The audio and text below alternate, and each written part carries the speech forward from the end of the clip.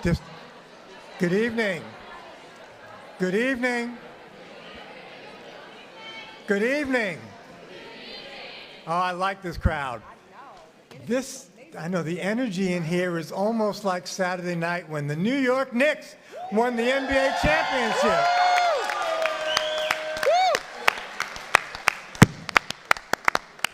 I want you to know that had the Knicks not done the job on Saturday night, we were going to cancel tonight's meeting, or we would have had a big watch party right here. If I can ask the district clerk to please call the meeting to order. Good evening once again, Westbury family. Welcome to the Board of Education Action Meeting. Today is June the 16th. Trustee Michelle Wilson. Present. Trustee Mateo Flores. Present. Trustee Robin Bolin. Present. Trustee Dr. Ples Dickerson. Present. Vice President Floyd Ewing. Present. Board President Robert Triano Jr. Present. Mr. President, we have a quorum. Thank you very much, District Clerk. Can I ask everybody to please stand for the Pledge of Allegiance and a moment of silent reflection.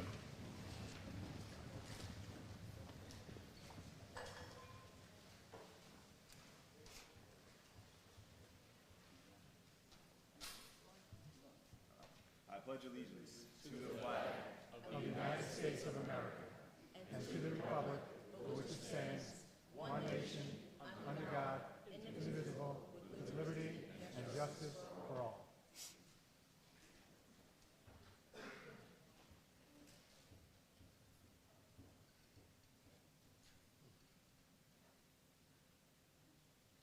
Thank you, everybody.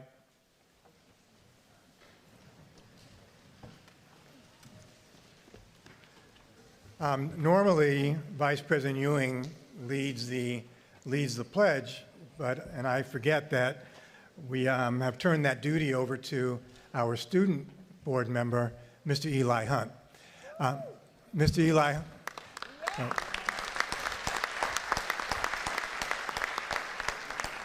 And that wasn't a punishment for being the student school board member, but it's because of the bass in his voice. It's just so commanding. Please do it again. I pledge allegiance. Yeah. So this is going to be Eli's last meeting serving as a board member. We want to thank Eli for his service. We valued your input. We value the insights you gave us about what it's like to be a student in Westbury High School. And we also want to commend you and congratulate you for your newest venture. It will start, I think, in September, maybe August. And you're going to be going where? I'll be attending Hobart and William Smith in August.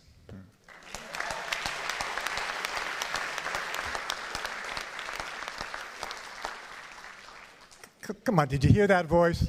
Did you hear? I'll be attending Hobart. I wish I had that voice like that. So we're going to be saying goodbye to Eli tonight, but you'll be home to Westbury, where this is your home, will always be your home.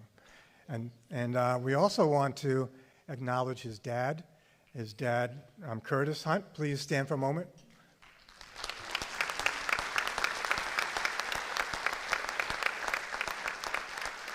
And I wanted to acknowledge him in particular because not only is he Eli's dad, but also he has been away for 10 months now, serving our country. And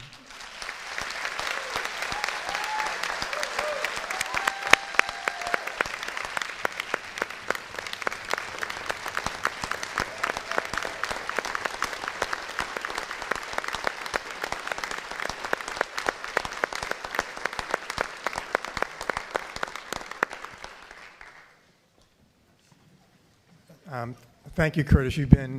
You've raised just a wonderful son, someone you can be very proud of. But I know it wasn't you alone. Sitting to your right is Mrs. Hunt, and she's been here, I think, at every meeting, making sure we didn't do anything to harm her little boy. So.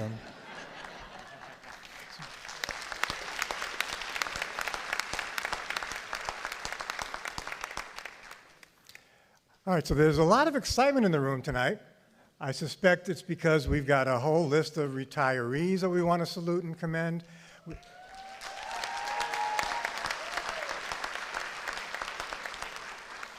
We've got a whole lot of candidates that are up for tenure. They haven't gotten tenure yet, but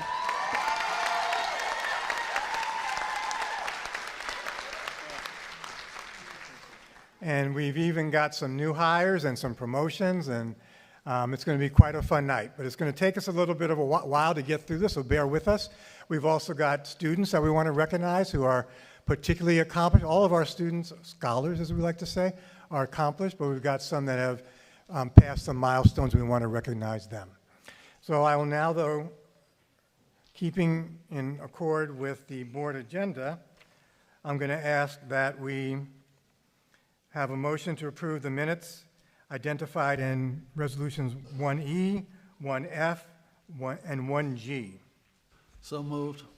Been moved. Do you have a second? Second. Been moved and seconded. Ayes, please show you, board members, please show you, raise your hands if you approve those minutes. Thank you. Anybody disapproving? None. Motion carries 7-0. I'll say thank you. And we don't have, the council is reminding me that Trustee Keynes is on his way, but has not arrived yet. So actually the vote is 6-0, not 7-0. We will now have a report from not just the superintendent, but members of the Strategic Planning Committee, of which I was one. I don't know, was it 6 months of work that went into this? And we want to report out tonight, and it's going to be a presentation by the superintendent, by members of the committee, and also by the leader of our committee, Miss Lorna. I don't want to say Miss. I want to give her all of her rights. Dr. Lorna Lewis, well, not just Dr. Lorna Lewis, the legendary Dr. Lorna Lewis. So she'll be.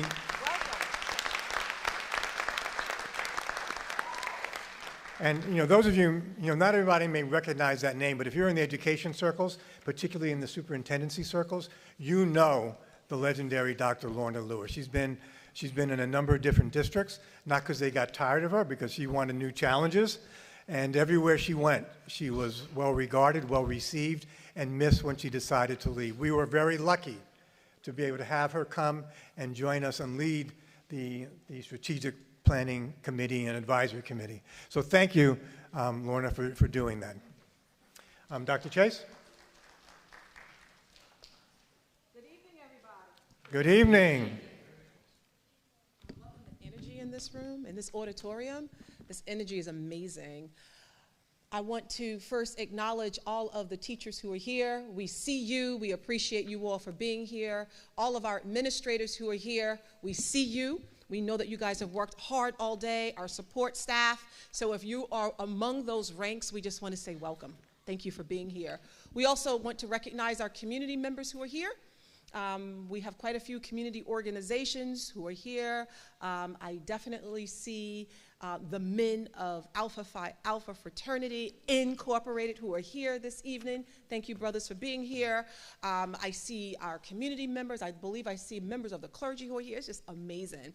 This evening, it's been a long day, y'all. This evening, we will present the strategic plan for the Westbury Union Free School District, where this plan focuses on our true north from 2026 through 2030 and beyond. This work wasn't done just by Lorna Lewis and myself. This work was done by a committee of dedicated individuals, our teachers, our staff members, our administrators, community members, our clergy. We had family members. So if you were part of the Strategic Planning Committee, whether you were there for one meeting or all meetings, I ask you to please stand. If you were advisory member, if you were, stand proudly, board members, thank you.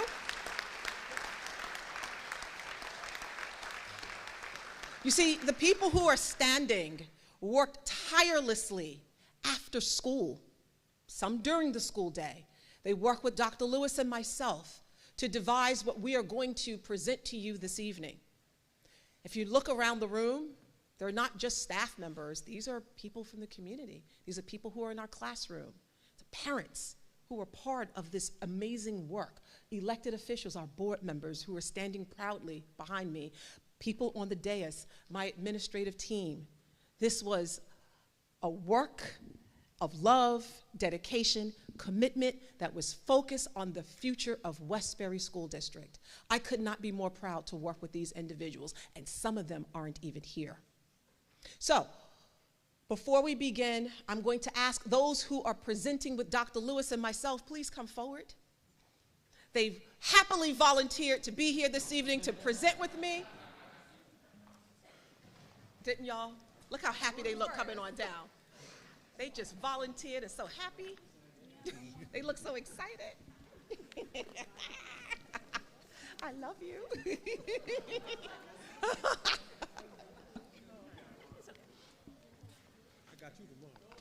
We got Ron. So, community members who are here, if English is not your native language and you wish to follow along with us in your native language, we ask that you scan that QR code. It takes you to a platform called Wordly. Wordly allows you to engage in our presentation in the language of your choice. Whether you speak English, Spanish, doesn't matter what language you speak, you can access the presentation. You'll need a cell phone, you'll need an electronic device. Please use your device to follow along with us. Anyone else who's on the committee and would like to come forward and stand here with us in solidarity, you are more than welcome to do so. Please feel free.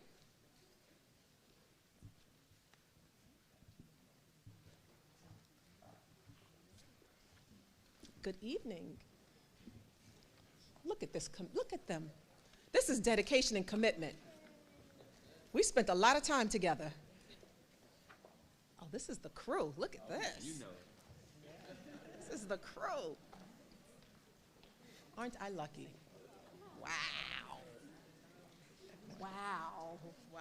Yes, Wow. Yes, yes.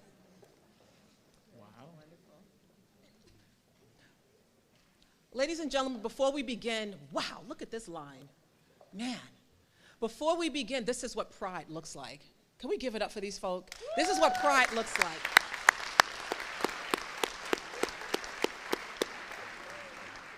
Before we begin, I'd like to introduce you to retired superintendent who is actually a friend of mine, a colleague, someone I admire tremendously, who led the strategic planning work in her former district in Malvern, and she and I used the same platform, Thought Exchange, and when I found out that she worked on the strategic plan in her district, I immediately called her and said, hey, you want to come out of retirement and hang out with Westbury for a while? Because I'd love for you to help guide the work that we will do to create the plan for our school district. And without hesitation, Dr. Lewis said, absolutely, when can we meet? And so it's just been an amazing collaboration since. Dr. Lewis, I'd like to introduce you to my community, the Westbury Union Free School District community. What an honor it has been. Thank you. And she's wearing her Westbury colors. Did you see? I'm so Westbury. I have been meeting with this community, members of the community. We started in the fall, and we have consistently been, we met twice a month. We had a steering committee and an advisory committee, but let me say this. Everybody showed up. I've never worked on a plan before. This is my 4th strategic plan that I've done in 4 districts. And I've never had a plan where the board members were there representing the clergy, everyone really. This was a plan that was born of Westbury, and I think you're going to find that it is a wonderful chart to the future. It really is, and I want to thank the superintendent and the board for inviting me to work with you collaboratively. So I know this is a fun, a filled night, so I'm not going to say much more. I will let the committee say what they have to say. Okay, thank you so much. It is said by researchers and educational researchers that the best made strategic plan is designed by the people who will have to live with it. If you take a look behind me And when you take a look at the list of names, these are the people who are going to have to inherit and live this plan and breathe this plan.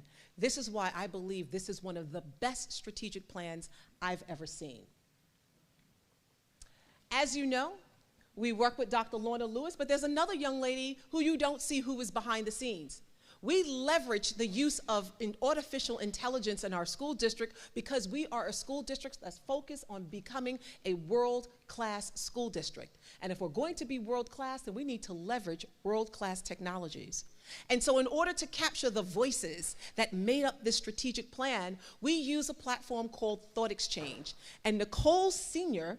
is the Customer Success Manager for Thought Exchange. And not only does she work with the Westbury School District in capturing our voices, she also worked with Malvern in capturing their voices. She's working with many districts in the state of New York. Now here it is, Nicole, and I'll show you some of the work that she did. She is in Canada, working with both Dr. Lewis and myself, and especially Dr. Lewis, in gathering the data, disaggregating the data, and making sense of the data so that we can capture the voices.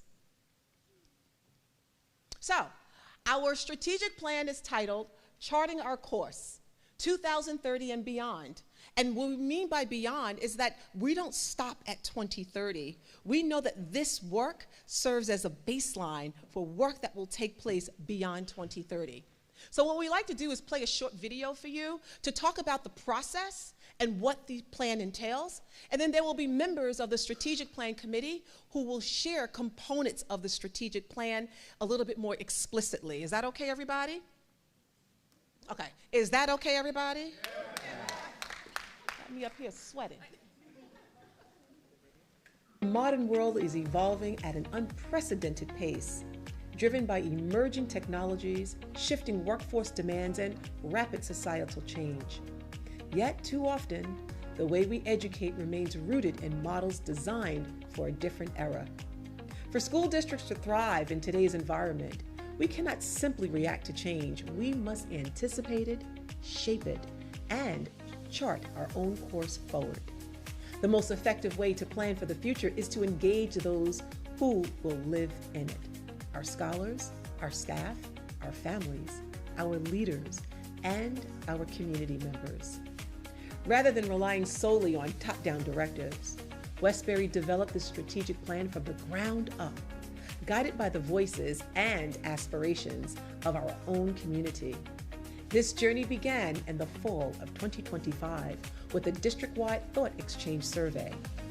During the first phase, we gathered meaningful feedback to better understand what our scholars, our families, our staff, and community expect from education today, and what that will need to look like tomorrow. After a comprehensive review of the data, several themes emerged. Of the 445 participants in the Thought Exchange survey, 65% were scholars themselves. Their message was quite clear. They want rigorous academic opportunities and authentic preparation for life beyond graduation.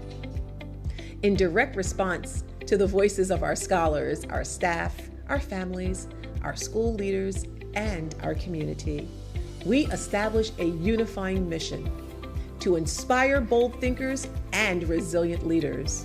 From that mission emerged a set of foundational values that will guide our work moving forward: scholar-driven learning, innovation, equity, and collaboration. These principles now serve as the foundation for every decision we make here at the Westbury Union Free School District. This brings us to the FIRE framework, the engine that powers the Green Dragon's flight path and translates our values into actions through 4 strategic principles: future pathways, inclusive collaboration, resilience and wellness through learning, exploration and academic curiosity. With FIRE fueling our journey, this strategic flight plan provides a clear trajectory for where we are headed and how we will get there. This framework serves as a driving force behind our strategic direction. Building on this foundation, the district has established 6 strategic priorities. Priority 1, strengthen academic achievement. Academic success opens doors to opportunity. This priority focuses on strong instruction, challenging and engaging learning, use of new technology, and making sure every scholar is ready for college, careers, and life in their community. Priority 2, fortify a supportive, inclusive, and safe school environment. Scholars do their best when they feel safe, supported, and included. This priority focuses on student wellness, a strong sense of belonging, better engagement, safer schools, and environments where every scholar can learn and grow. Priority 3, deepen community engagement and partnerships. Schools are stronger when families and communities are involved. This priority focuses on clear communication, strong family engagement, deeper community partnerships, more real-world learning experiences, and better collaboration between schools and the community. Priority 4, strengthen and celebrate collaborative leadership and invest in professional growth. Great schools depend on strong educators and staff. This priority focuses on professional learning, mentoring, leadership growth, teamwork, and building a culture of improvement and excellence. Priority 5, design future-forward learning spaces that put scholars first. Learning spaces shape how scholars learn every day. This priority focuses on updating buildings, improving safety and infrastructure, creating flexible classrooms, and making sure spaces support learning, wellness, and future readiness. Priority 6, ensure financial stability and scholar success. Good schools depend on responsible budgeting. This priority focuses on keeping finances stable, aligning spending with district goals, finding new funding sources, and making smart long-term investments that support scholar success. A future-ready school district requires balance. We must carefully manage public resources while continuing to invest in the people, programs, and spaces that help scholars succeed for life. However, ambitious goals are meaningful only when accompanied by accountability. That is why we created the Fire Watchtower. It is a public-facing platform that allows our community to monitor progress, review data, and track performance in real time. By publicly reporting key benchmarks, such as reducing behavioral referrals by 25% and increasing family engagement participation by 40%, we are making a commitment to transparency, accountability, and continuous improvement. Ultimately, our goal is quite clear. Westbury Union Free School District will graduate scholars who possess both technical skills and the strength of character necessary to succeed in a rapidly changing world. This strategic plan does more than prepare scholars for the future. It empowers them to shape it.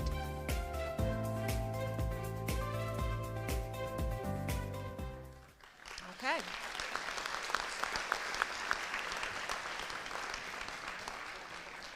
I'd like to thank our graphic designer, Mr. Miguel Barrios, our videographer, Mr. Stephen Lewis, and of course our photographer, in-house photographer, Mr. Laser Alert, for putting this video together that really captured the very essence of our strategic plan. So we want to thank you.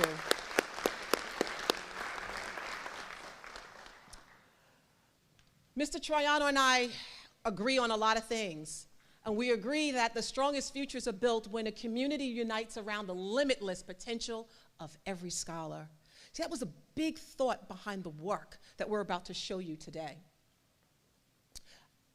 I'll give you a little bit of a timeline as to how we started. In the fall of 2025, we gathered information from you all. We sent out a thought exchange to ask you about 3 or 4 questions. Simply, what would you like to see in the future of Westbury? Around February of 2026, we convened the advisory and steering committees. But within that time, Nicole Sr. from Thought Exchange, the lady from Canada that I showed you, worked very closely with Lorna Lewis and myself in looking at the data, which created these committees. And then today, we stand in front of you with the promise for 2026 and beyond, which is our strategic plan. So this work really started in the fall of 2025, and we're so proud to see the culmination of this work. 445 voices were heard. Typically, when a strategic plan is created, it's usually a group of community members, and oftentimes it's the same people who come out to the meetings, who come to the PTA meetings, are the ones who participate in the strategic plan. But we were strategic. We wanted to reach a wider net of individuals, which is why we use Thought Exchange, which is an AI platform. We sent it out, and we got 445 respondents. Now you see, there aren't 445 people standing here, but we got the voices of community members, of parents. We wanted to reach that parent who has multiple jobs and can't always come to that meeting. We wanted that parent to have a voice. We wanted to reach that parent who may not necessarily speak English, but has a voice and has a stake in the school district. We were able to capture that parent. We were able to capture alumni who no longer live in this community, but has a voice in terms of what it is they wanted to see in their community. But what was so remarkable about this is that 65% of the respondents were our scholars. Our children took this survey seriously, and it was their voices that truly led our work. And in fact, their voices gave us a unified message, and that message is, we want rigorous academic opportunities and authentic preparation for life beyond graduation. And guess what? The members who were on this stage, or on this dais, heard those scholars. So this is really scholar-led, talking about giving children agency. So this strategic plan speaks to the hopes and the dreams of our scholars. They're looking for real-world preparation. They're looking for pathways for exploration. They're looking for character and SEL. They're looking for equitable inclusion. The North Star to this work is the mission. And our mission has been revised, ladies and gentlemen. So those of you who are in our school district and you are a member of our school district, you're going to hear this mission and vision often. Our mission is to inspire bold thinkers and resilient leaders by nurturing curiosity and delivering dynamic, inclusive learning experiences. From that mission,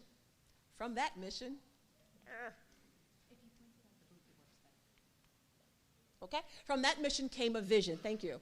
And our Vision 2030 is to be a beacon of excellence with empowered, future-ready scholars who think boldly, who act with integrity, and purposefully enrich their community. I'm doing all the things. And there were core values that came from this work, and I'll go through them very quickly because the video basically shared that. Scholar-driven learning, academic excellence and continuous improvement, collaboration and community, equity and inclusion, respect and integrity. From there came the core framework, FIRE.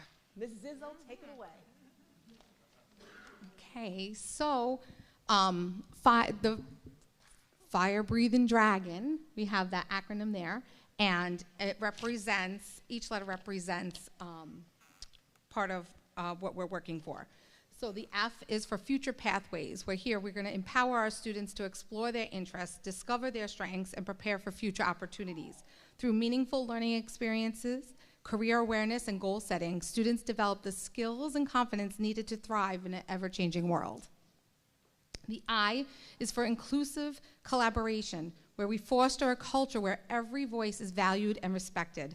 By building strong partnerships among students, staffs, families, and the community, we create an environment where diversity is celebrated, collaboration is encouraged, and everyone feels a sense of belonging. The R is for resilience and wellness through learning. We nurture the whole child by promoting perseverance, self-awareness, and well-being. Through supportive learning experiences, students develop the social, emotional skills needed to overcome challenges, embrace growth, and achieve success both inside and outside the classroom. And E is exploration and academic curiosity. We inspire our students to ask questions, think critically, and engage deeply in learning. By encouraging creativity, inquiry, and discovery, we cultivate a lifelong love of learning and empower our students to become innovative problem solvers. So I was very excited about that acronym. She's so excited, she created t-shirts for all of us. Show that t-shirt off, Ms. Zizzo. saying that we are inspired by the fire. And some people are wearing their shirts this evening.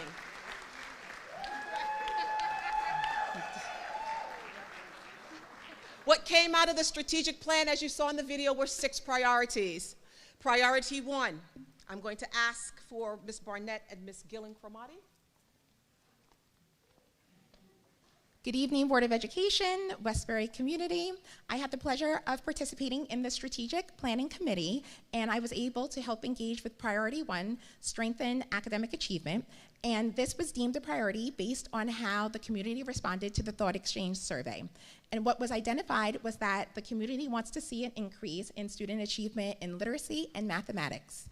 Therefore, we've determined it to be one of our goals that we are invested in highly rigorous programs that are research-based, so that way we can increase overall scholar performance.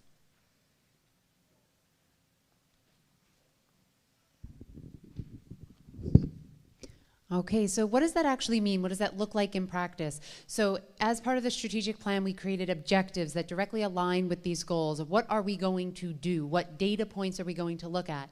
The first one is that we are going to be looking to improve our state and region's proficiency levels. So this is our 3 through 8 New York State assessment data in ELA, in math, and in science, as well as our region's assessments related to both proficiency and mastery scores.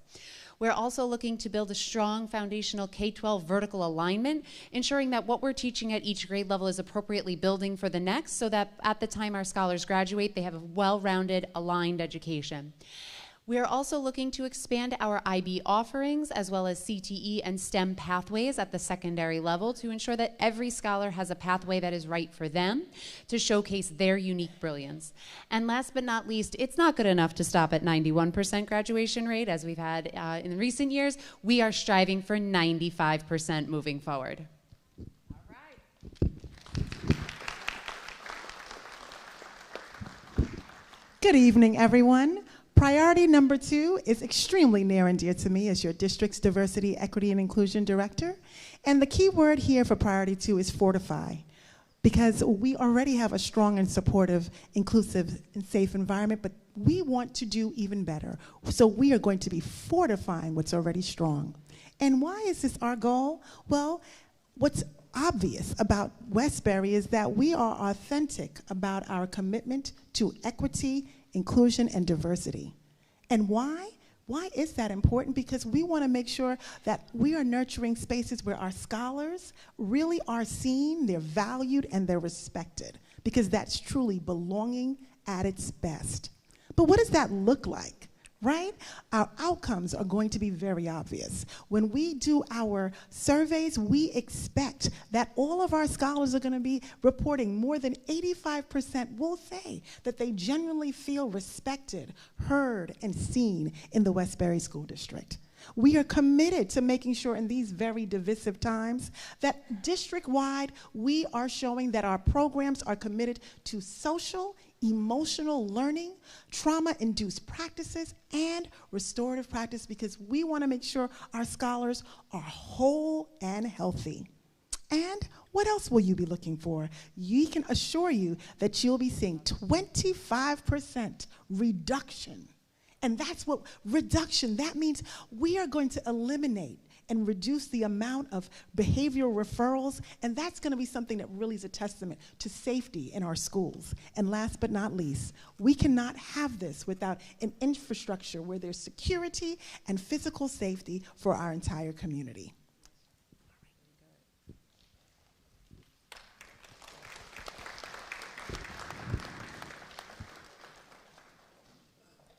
In connection with the supportive, inclusive, and safe environment, priority number 2 for our scholars, part of our scholars' success includes engaging our community and partnerships. My name is Georgina Peralta, and I will be highlighting priority 3, deepen community engagement and partnerships. What is our why behind this priority? When we connect students to families and families to educators and educators to community members and community organizations, together we provide opportunities for strengthening a collaborative culture in order to co-author scholar growth. Collaboration is not a standalone factor. It is the foundation that connects and strengthens all areas of student growth. The goal is to fulfill the desire that families and staff here in Westbury of unified cultural celebration, consistent outreach, and expand external partnerships to broaden student experiences. When we invest in meaningful partnerships and family engagement, the benefits extend far beyond the classroom. Our return on investment looks like this. Families will have, ensuring parents have a single sign-on digital parent portal. This means that families will have accessibility to important student information in a timely manner. Emphasis that we share a collective responsibility and accountability piece in increasing attendance at district-wide family events. Leveraging partnerships by reaching out to community members in order to enhance our programs. These are just a few actionable steps where we can deepen community engagement and partnerships. Thank you for the opportunity.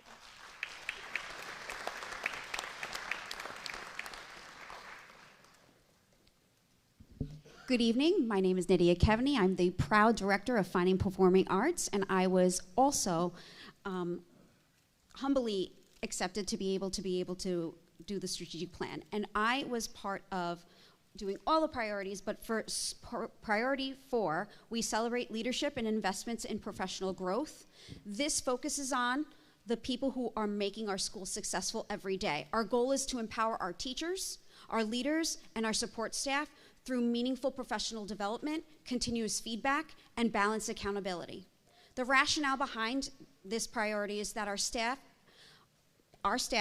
the district's greatest asset, by providing structured support, mentorship, opportunities for growth, we create culture where our employees feel valued, supported, and equipped to succeed. When we invest in our staff, we strengthen morale, build leadership, capacity, and ultimately improve our student outcomes for our scholars.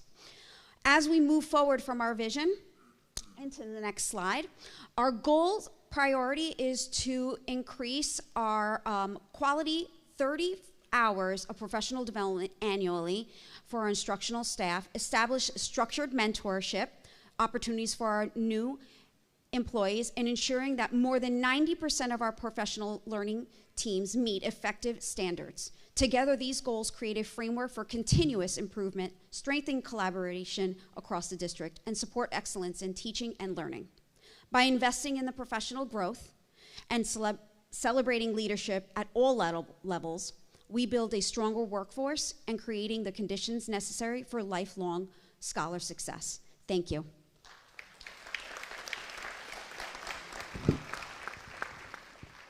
Priority 5 is to design future-forward facilities. Our goal by 2030 is that every Westbury scholar will learn in vibrant, adaptable, and technologically advanced spaces. The rationale behind the goal is we have aging infrastructure and space limitations that require immediate capital bond interventions to support modern STEM, vocational, and arts programming. Some of our key objectives are to be 100% HVAC compliant and also have critical infrastructure upgrades. Our plan by 2030 is to have air conditioning in all non-air conditioned classrooms district-wide. In addition, we are planning to upgrade and modernize various components of our buildings, building systems, and infrastructure.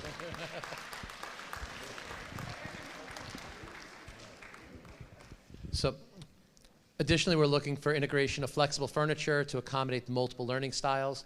We'll be looking into modernizing our learning environments district-wide to support flexible, innovative instruction. These improvements may include updated furniture, upgraded STEM classrooms, and many more initiatives. We're also looking to do adoption of more AI tools and secure access conversion across 100% of our campuses. We'll be looking to expand our electronic access control to all doors district-wide.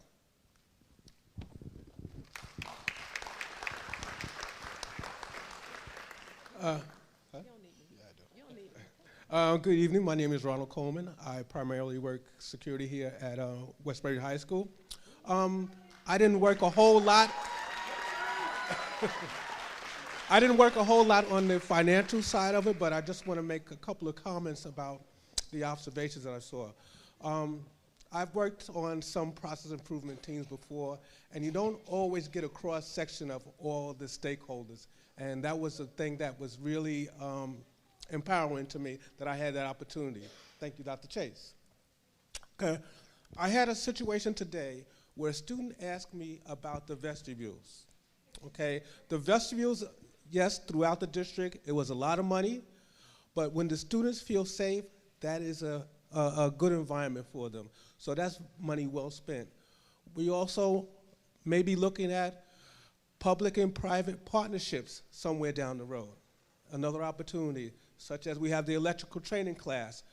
There's a couple of kids that already told me that they're going to be working with their families in their own personal business. There was another situation where, I forgot off the top of my head right now, that I was speaking to one of the members in the committee. I will call him Mr. Westbury because he knows who he is. And I will tell everyone here that when you have advocates like that gentleman that is going forward, trying to push us forward, such as the foundation aid, okay? That was something that was very necessary in this district, and we're making good use of that money. We've made good use of that money doing such things as the solar panels here, the vestibules, the security initiatives that we've done recently.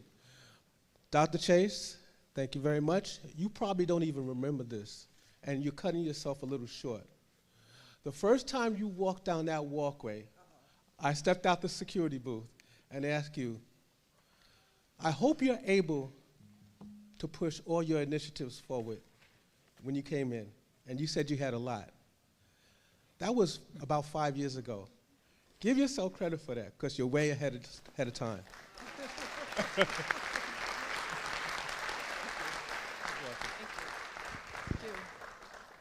Completely shocked. Like, thank you. But what's amazing is that we hear someone from our security staff talking about the things that are happening in our classroom and seeing the return on our investment.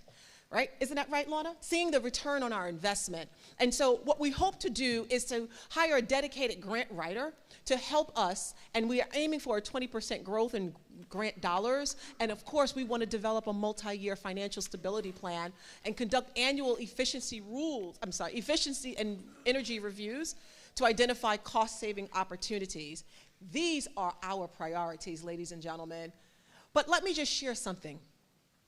Oftentimes when you see a strategic plan, and Lorna and I have been around quite some time, we've been around a long time. We're kind of the OGs, right? We've been around a while. Speak for yourself, Lorna. But we've been around a while, and she and I have researched and looked at strategic plans throughout the country. I'll tell you what's missing from strategic plans, but what is in ours is the accountability. Oftentimes when there is a strategic plan, you write it, it's beautiful, it sounds great, you put it on the shelf, and you never see it again. You check the box. At Westbury, we are committed to being transparent about meeting our goals, but also exceeding our goals. And so it gives me great pleasure to bring the parents who are part of our committee to talk about the Fire Watchtower.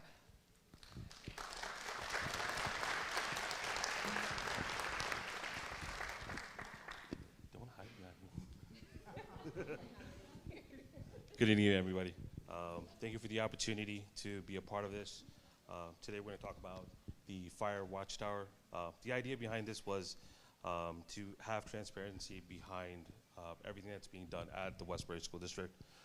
Goal with this is to see what's available and from start to finish have strengths and visions of everything that's happening over here from start to finish. Oh, sorry. The strategic plan will depend not only on strength of its vision, but also on a thoughtful implementation, ongoing collaboration, and clear accountability. Charting our course, 2030 and beyond, is designed to serve as an active roadmap, guiding decisions, investments, priorities, and continuous improvement across the district. To ensure meaningful progress, Westbury's Union Free School District will implement a strategic monitoring structure that aligns district goals, school based actions and measurable outcomes in service of scholar and success. Good evening, everybody. My name is Fatima Adekoya, and I am honored to present on this because the important thing in every strategic plan is transparency. As a parent, as a stakeholder, as a community member, I want to know what's going on. I want to know what's being promised to me. I want to know what my child's future looks like. And having a forward-facing platform that we can log into live and see results and see where we are with that strategic plan, see the progress, see maybe not the progress, and be able to have questions and accountability and know what's going on, I think is instrumental in a strategic plan. I'm so happy that the Westbury Union Free District has embedded it in the plan and has access for everyone to see it. We don't have to wait until an annual report comes out. And if you have been a part of a strategic plan previously, you know normally there's an annual report and then you get information about how great it was and maybe some of the things that didn't happen. But being able to log on to the Westbury website and see how we're doing financially or see how we're doing with this academic plan or family engagement, I think is very important, and I'm very proud to be a part of Westbury, and thank you so much, Dr. Chase, for giving us the opportunity to present today. Are Westbury parents the best?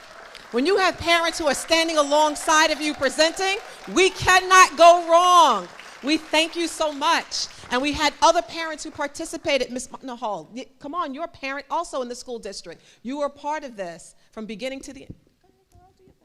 It was a pleasure, working with Dr. Chase and Dr. Lewis and all these amazing people to plan this strategic plan. As you know, I'm a parent as well, PTA member, and all the schools always following the kids, our kids, working for them, and wanting to see them do better in our community. So I thank you very much for inviting me to be part of this.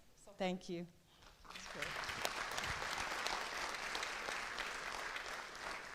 By 2028, right, Mona? Yes.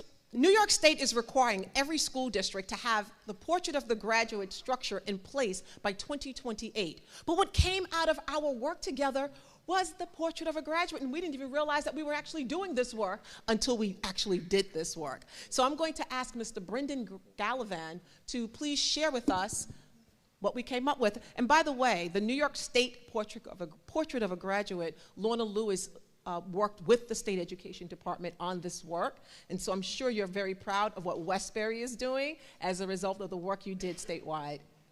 I just want to say no strategic plan is finished until you have a portrait of a graduate, because you have to know what you want with your graduates. And so I'm so proud that it just came out of the work that you did. We didn't have to look further.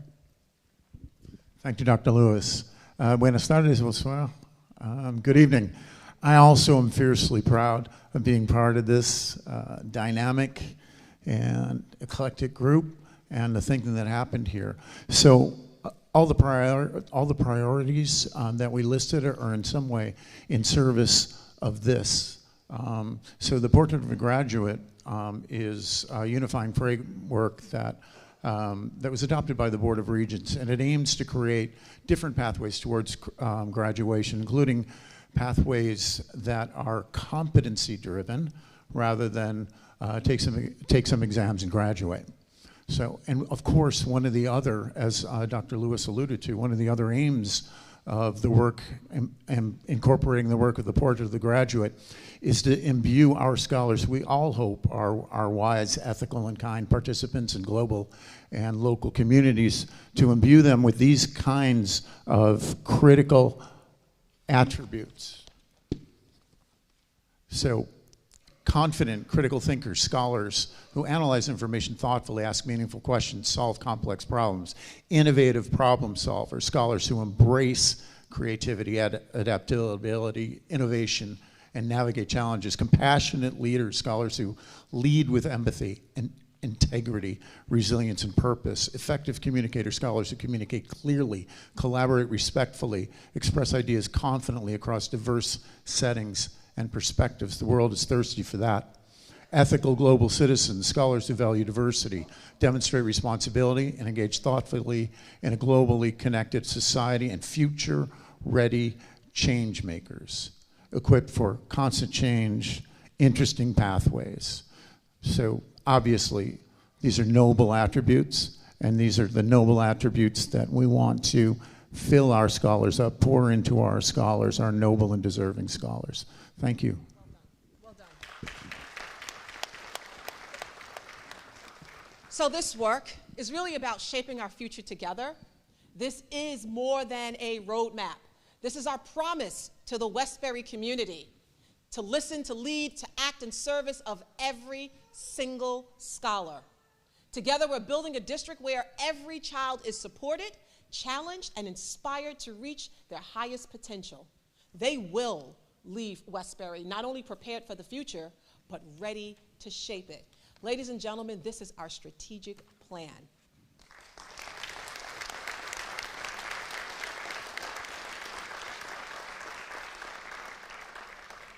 So this picture, this kid is just so cute. Some pictures of some of the work that we did, and there are tons of pictures thanks to Laser and Steve and Miguel of the work that we did. This is going to be on our website for you to look at, for you to just digest. In addition to this, we have a comprehensive book. Let's see if I can just get this to turn. Oh, look at us. We took our class picture. Right, look at us. Took the class picture. Look at Chester McGibbon. And so, but we had so much fun. But this is only a portion of the committee. It's not everyone. And so we thank the committee, and here are the names of everyone who participated. We want to thank our Board of Education for empowering us to do this work. We want to thank our Board of Education for believing in us and doing this work. When we realized that the strategic plan that we currently have has sunset, we knew that we had to go out and do this work. And so without the support of the Board of Education, this would not be possible. And of course, our district leadership, our administrative team. But just look at the names of those people who participated in our strategic plan, and many of them are standing here today. And I simply want to say again, thank you. If you go to this QR code, and because our 6th priority speaks to financial stewardship, I don't have copies of the booklet for everyone because we are committed to saving money. And priority 5 also speaks to our innovation. Yes, y'all. Yes, it speaks to innovation. Therefore, there is a QR code where you can access the strategic plan booklet. The booklet will be available in multiple languages, and it is living on our website. Please use this QR code to review our strategic plan booklet. And at our July meeting, I will ask our school board to approve, hopefully unanimously, our strategic plan 2026-2030. Thoughts? What do you think, guys?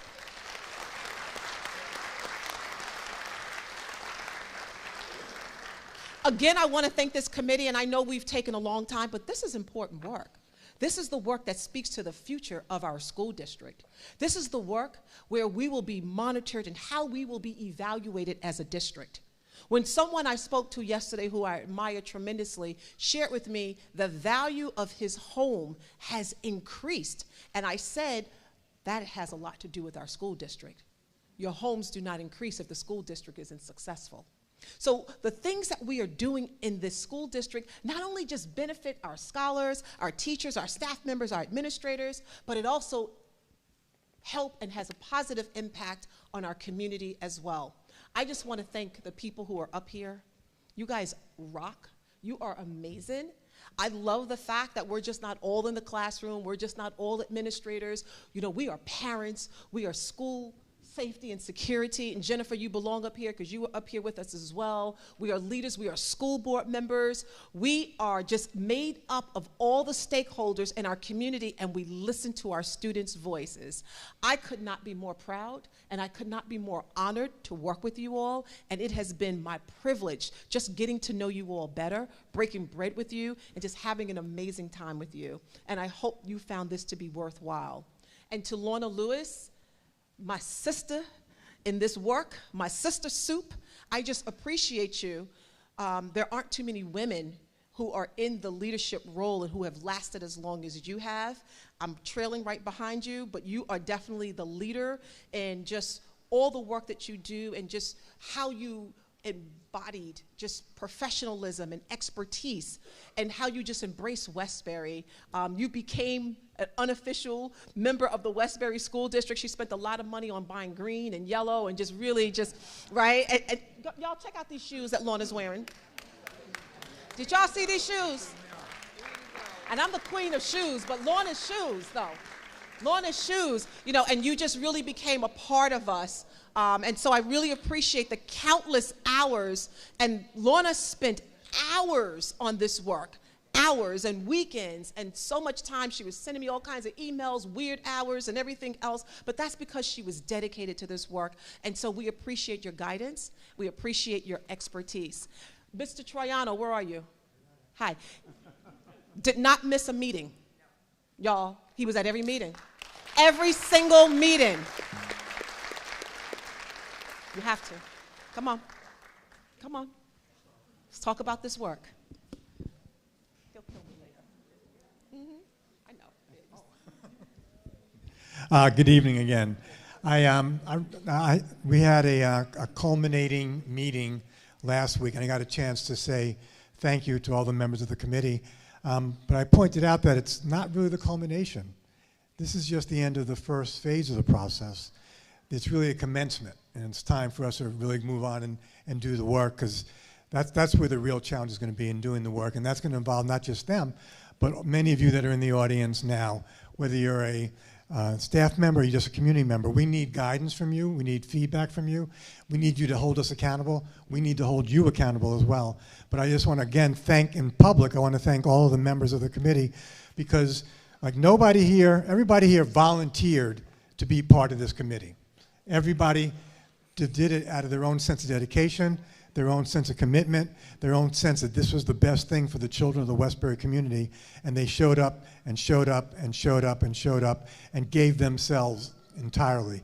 There were no titles, there were no positions, there were no doctors. It was just everybody working together as equals, giving their best ideas, their best input, so that we can be the best school district that we can possibly have. So thank you to all of you, and thank you again to Dr. Chase for having the vision to start this process, and again, thank you to Dr. Lewis for her guidance in getting us through this, and I'm not really sure that we could have done it without her guidance, which was invaluable. So thank you, and thank you for your outfits. I also would like the board members to please stand. I know you can't see them. Board members, stand, because they were really helpful. They came to the meetings, they showed up. Ms. Boland came in with her work uniform on, looking through that booklet. I really appreciate your energy. You don't get paid to be board members, but you still came through for us, and we really appreciate it. But I also want to thank Beverly. Beverly is our board clerk. Beverly did not miss a meeting. Beverly was asking questions. She wanted to know what it is that y'all are doing. Why are you doing this work? But it empowers Beverly to have conversations when people call the board clerk. She can answer any question about our strategic plan because she was there and she was part of it. And so we thank I call them my board, but I know it's affectionate, but I thank my board, I thank my district clerk, I thank all of you for this opportunity. You guys are amazing. Thank you.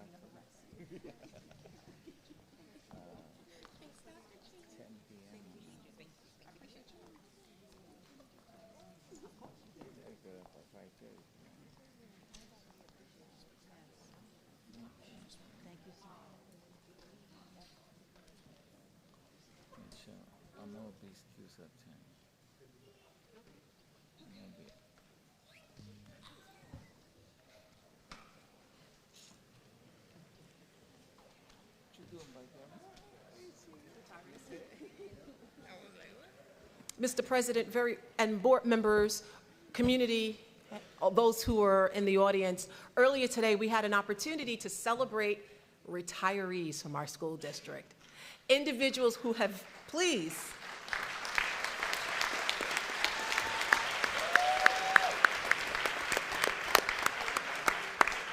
Individuals who have dedicated many years to our school district. I think my board president counted up well over 700 years collectively of service. 701 years and 0.87 of a year. We thank you. We wish you well in your retirement, in your future endeavors, but we also thank you for the energy, the commitment, the dedication, and of course the love that you've given our scholars, our community members, and our families. Let's see, I am going to ask that if you are a retiree, I'm going to just call you out. If you're here, I know some of them left, but if you are here, please stand, and I'd like to just, again, acknowledge you before our community.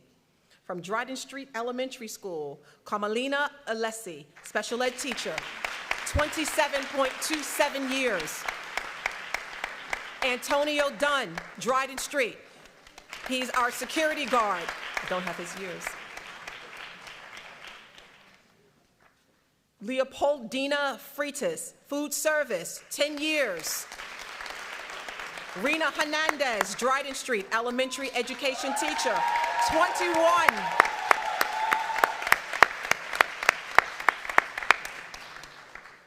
Edward A. Holly, Dryden Street custodian, 27.9 years. Carolina Ianota, Dryden Street. Now, she was celebrated for Park.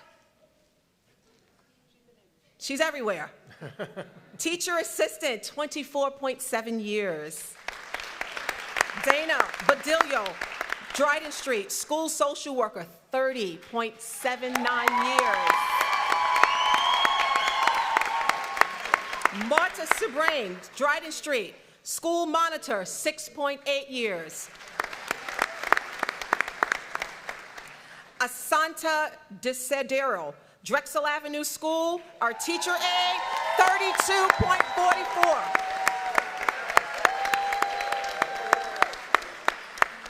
Iris Nieves Brule, Drexel Elementary, 23.96 years. Percy Holmes, Drexel School Counselor, 26.79 years. Martine Hedeville, Park Avenue, teacher aide, 38 years. Olga Castro, Park Avenue, elementary teacher, 25.79 years. Myra Cruz Vasquez, Park Avenue, speech teacher, 19 years. Andrea Cucciari, Park Avenue, it should be Powell's, that's interesting. Powell's, elementary teacher, 26.79 years.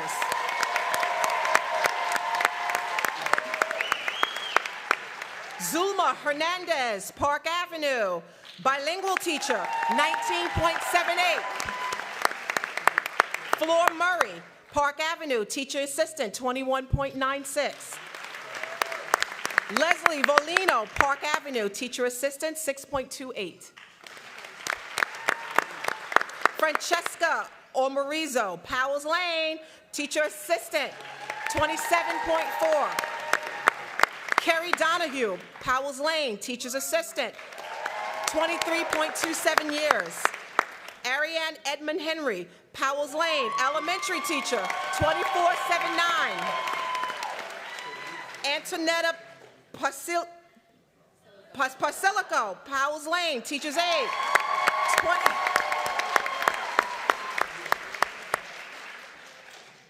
Pasilico, you deserve your name to be pronounced correctly. Connie Randazzo, Powell's Lane, stenographer, 21.94.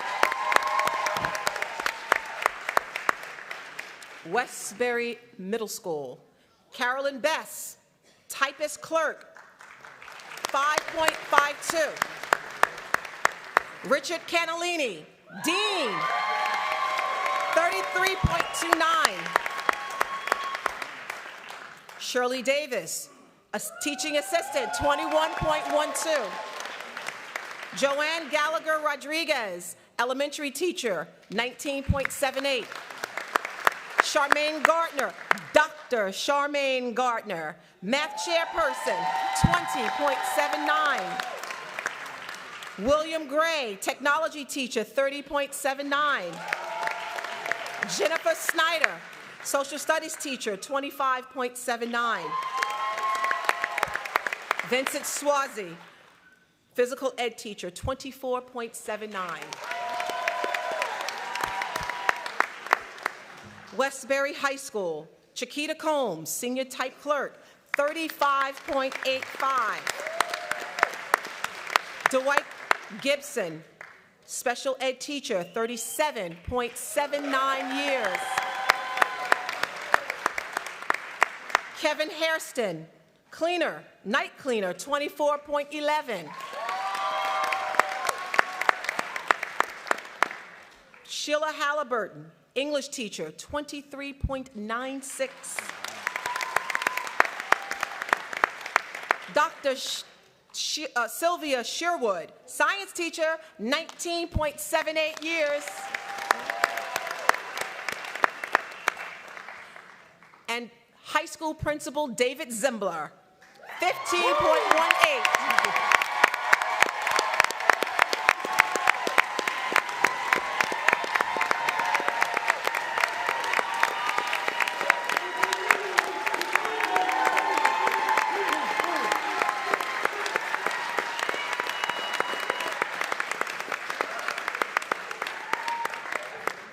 Wait, there's more. There's more. Athletics director, Doric Capsis, 22.83. Ruth Constantino, administration, DEI, typist clerk, 20.89. Debbie Kierman, treasurer, 2.1 years. Y'all can do better than that. She signed your checks.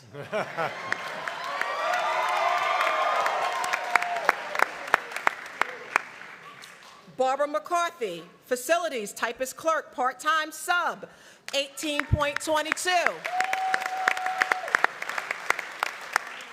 Tracy Province, athletics, director of interscholastic sports, 33.79, second retirement. And Karen Schulman, principal account clerk, 20.23 years.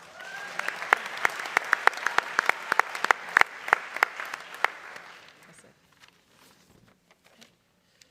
Say something about the retirees? You know, we had a bit of a ceremony before the school board meeting started, so I had an opportunity to give some comments then. But I really think, and after the fact, that it's something that we should do in public, or we should tape it, because comments were made about each of the retirees from their building leaders, and they were really very touching about each and every one of them. There was a story to be told about their real commitment to this district and how much they cared.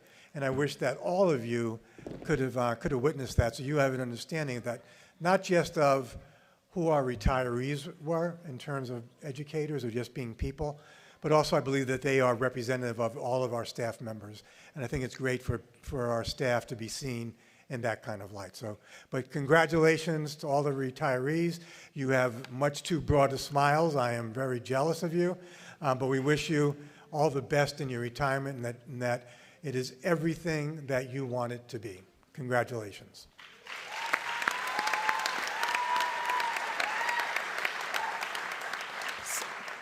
So, Carolina Iannota, for some reason, I don't know why your name gets mixed up, but we want to make sure that you are acknowledged. I know that I said it, but I want to say it again because I don't want to miss you.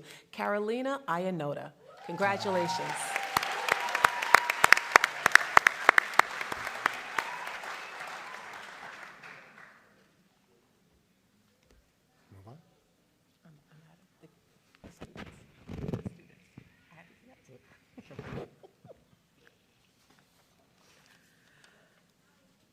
We also wish this evening to acknowledge scholars in our school district who have made an amazing achievements. We have students in our school district who will achieve the seal of biliteracy in our school district, as well as the seal of civic readiness. But what we also like to point out, that's okay, we're all excited. And what we also like to point out are those scholars in our school district who received not only the seal of biliteracy, but these particular scholars have demonstrated trilingual proficiency, and they were also acknowledged. And so let's give it up for those scholars.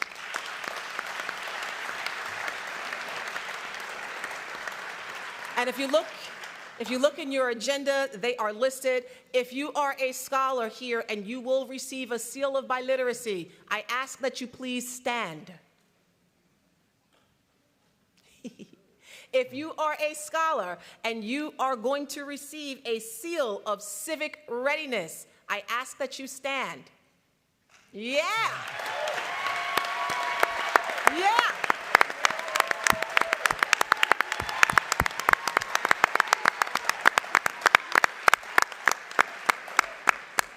Those scholars will receive a certificate from the Board of Education when they receive their diploma after next week.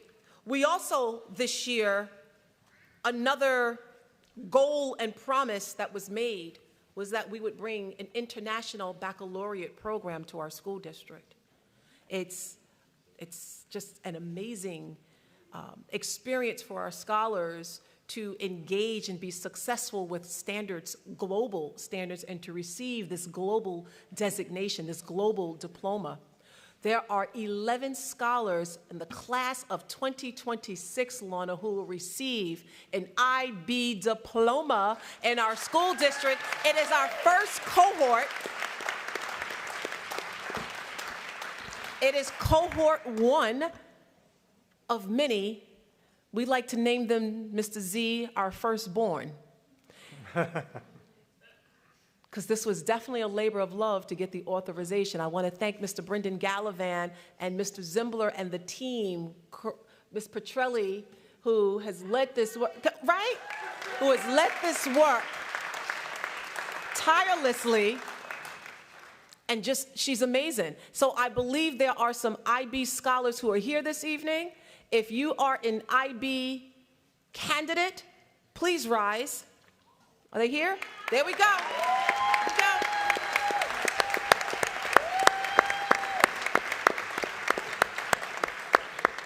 So this young lady rose for 2 designations. But I want you to know that there are quite a few scholars who will be graduating next week who will have multiple designations. Right now, the seniors are engaged in a senior activity. That's why they're not here. They had to choose coming to a board meeting or a senior activity. You know which way they chose.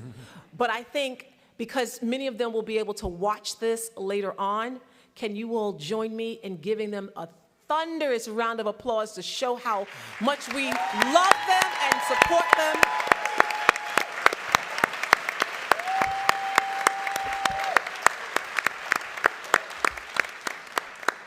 Scholars, we are so proud, and we cannot wait to truly celebrate you in the coming days. I want to remind this community that our schools will be closed on Friday, June 19th, in recognition of Juneteenth. We can give it up for Juneteenth.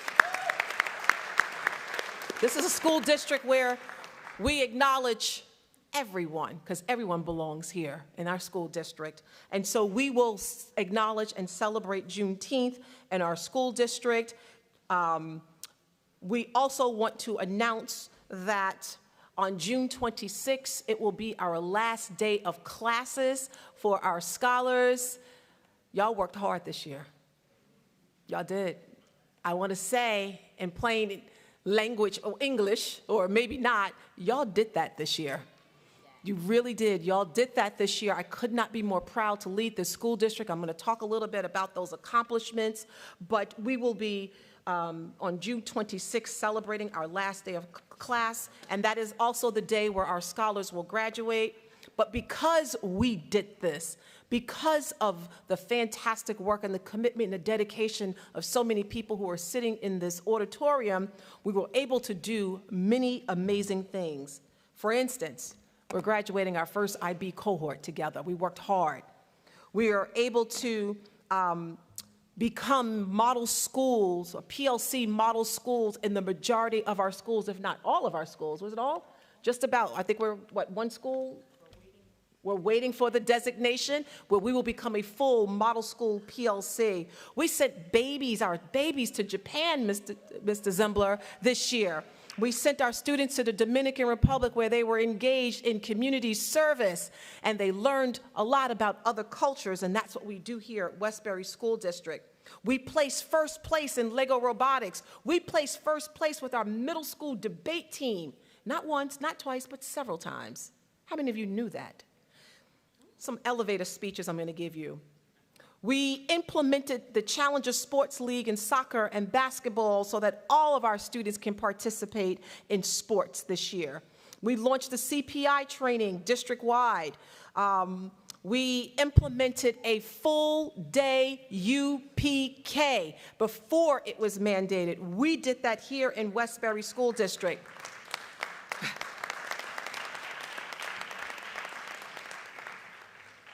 We passed the budget by 84% margin. And we completed a strategic plan. That's just a few of the accomplishments that we were able to do, and there were so many. Our security and safety enhancements, and so much more. I can't wait to share all of the things that we were able to do together when you will come back to school on September 2nd. Yes, we're talking about September, Shahana. Yeah, can't help it. So when we come back September 2nd, our first day of school, but we'll be coming back for our convocation where we will highlight all of our accomplishments for the 25-26 school year. I just want to say again, if I don't see you all, have a pleasant, wonderful, peaceful, restful summer. That finally concludes my report. Well done. Sorry. I also want to congratulate the class of 2026. We want to congratulate the class of 2026, and I also want to acknowledge all of our scholars who are participating in moving up ceremonies as well. Congratulations to each of you and your families.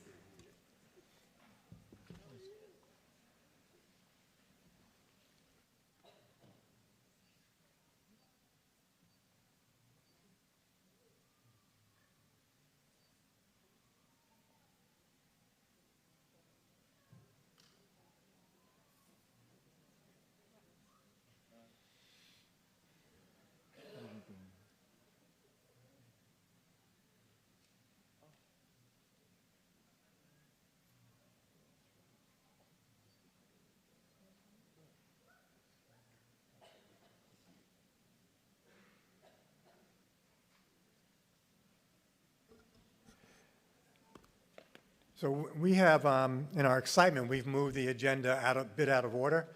Before we got to all those commendations, we really should have opened up the mic to comments from the community about tonight's agenda or anything impacting the school district.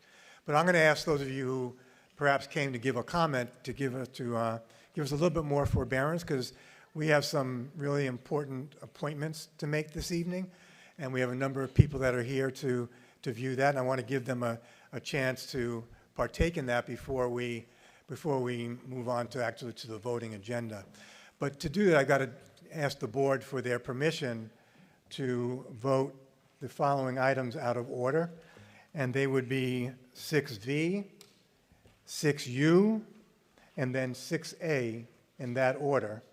Once we have taken and considered those items and voted on them, we will move back to comments from the community, and then we will take on the rest of the agenda.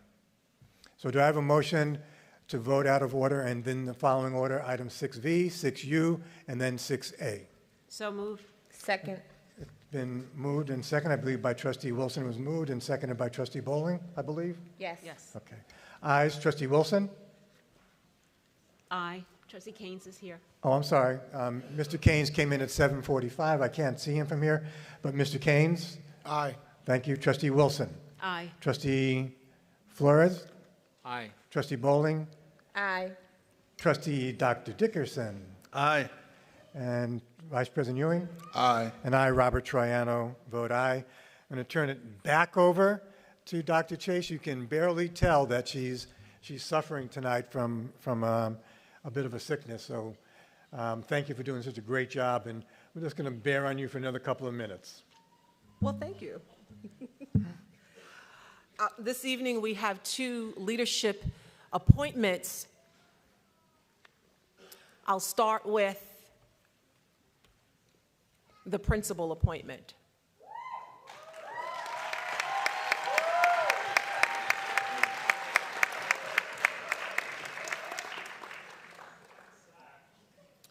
When Mr. Zimbler announced his retirement,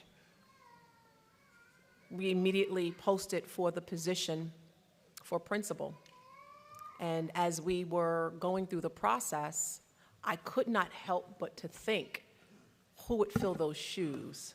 The energetic, always on volume 10, it's always energetic, always upbeat. But there's a culture here at the high school that needed to continue, if not even rise higher, because there's always room to get better. And I thought about who could possibly do that work. And so we went through the process. And as we went through the process, I thought about Reggie Warren. I thought about Reggie.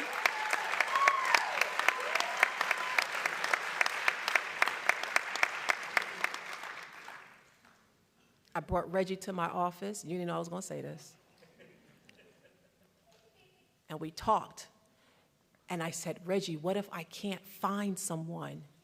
And he said, if you can't find someone, I am 200% in, Dr. Chase. He gave me his word. So I couldn't find anyone. He was so set up. Couldn't find anyone. Not with the profile that I've asked the high school to give me. You see, Lorna, we did a thought exchange at the high school. So what do you want to see in your principal? And the profile that they gave me fit Reggie Warren. So I went back to Reggie.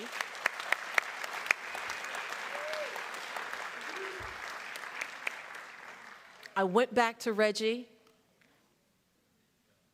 and I said, would you consider? Yep, let's go. So board members, tonight, I ask you to approve my recommendation to appoint Reginald Wesley Warren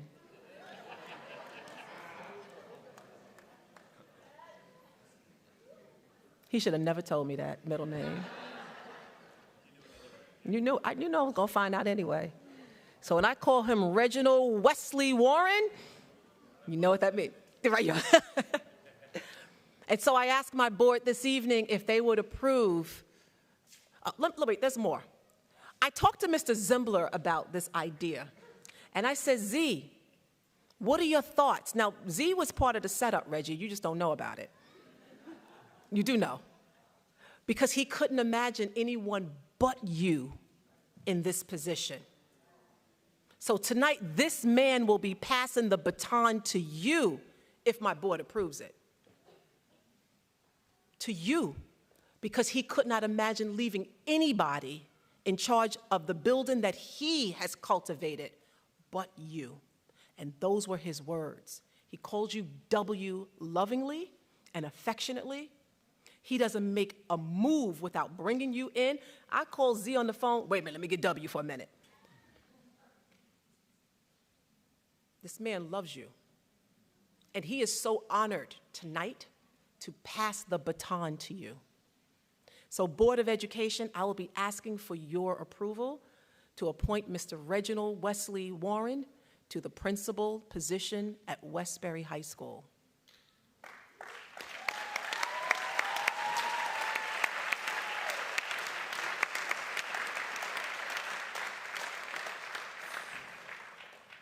Yeah, I'm not even sure why we wasted time going through the process, because we knew who it should be from the very beginning. And I think all of us on the board have our own recollections of Reggie Warren.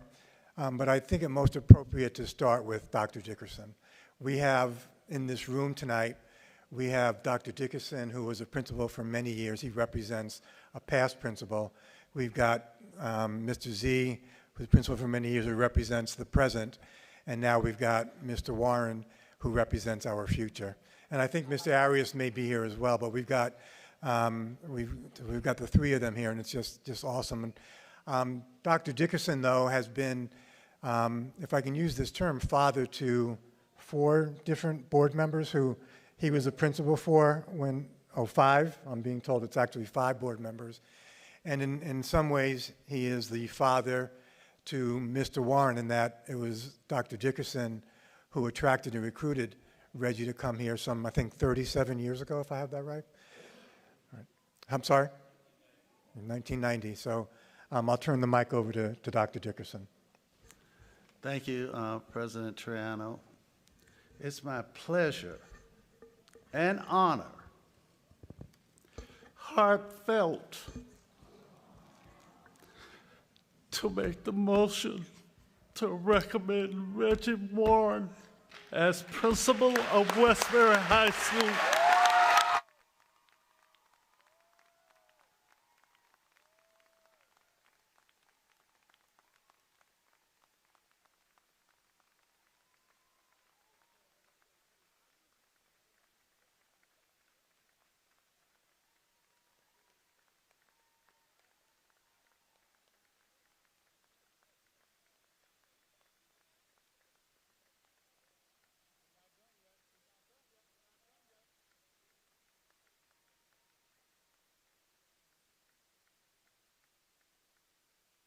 Mr. President, we will require a second and a vote.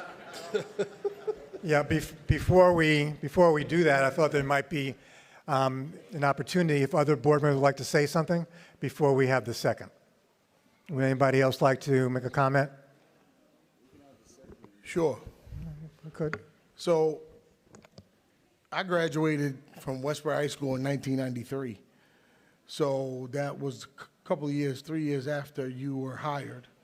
And, you hear, we talk about it a lot now. It's almost a cliche when we always talk about you want people who look like you to mentor you. But I don't know if we all have had that opportunity.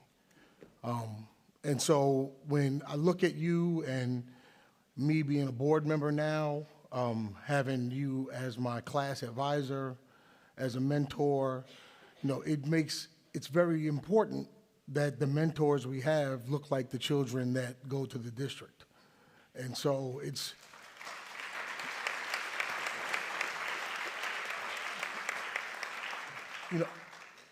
and what it is, I can remember that there were people like Bunky Reed and Mr. Warren, Dr. Dickerson, Donald Ross, Dwight Gibson. There was just a plethora of young black men who, when they looked at you in the hallway, you knew that there was a standard here. You knew that there was an expectation, an unsaid expectation, that you had to be better. And we made no excuses for that. Right down to the point where when things would get a little tipsy-turvy, they would pull us into the little theater and have conversations with us about what is expected of us as black men in this society, and as we matriculate through high school and go on to college, what's expected of us. And so that's a blessing. That's a blessing to be able to have that. And so now sitting in this seat and being able to offer words on such a momentous occasion, it's my honor just to congratulate you. Job well done. We are the product of your example. And, a lot of times, I'll share this. I became a member of Alpha Phi Alpha fraternity in 2023. And I didn't know that Reginald Warren was an alpha man my entire life. But when I learned the principles and then when I learned the standards and when I learned that I embodied those same standards, there were men just like him and just like these gentlemen that are sitting here in the front, that they don't have to say much. It's just how they walk in the room. And that's what you meant to me. So on tonight, I salute you and congratulate you on this honor.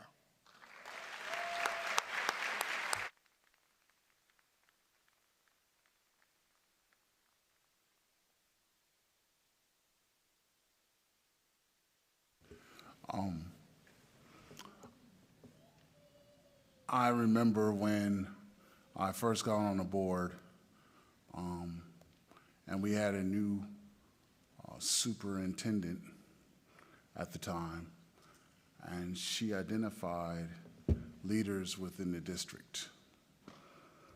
And she mentioned a Reginald Warren. And she saw something in you also many years ago that led to this occasion. You were groomed, you were built, and you were manifest for this position. You've been embodying this position. This is you. You are Westbury. Although you went to Freeport, we're gonna give you. I'm sorry. Malvern. That's even worse. No, I'm just sorry. Although you embody what, as Rodney said, what Westbury meant, you do remind me of my mentor, Monkey Reed. Remind me of who will hold you accountable and give you the tough love, but then wrap your arms around you to let you know that you're in a safe space. So I've seen you for many, many years, and you've never changed. You always have a smile on your face. You're always willing to roll up your sleeves and help. So I'm so honored that we are going to have the opportunity to vote on your actual appointment and tenure, because this is well-deserved. Well-deserved. Thank you.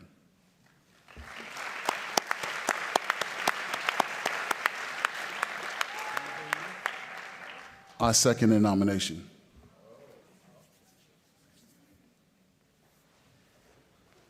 All right. It's been moved. We've had discourse. It's been seconded. It's now time to vote.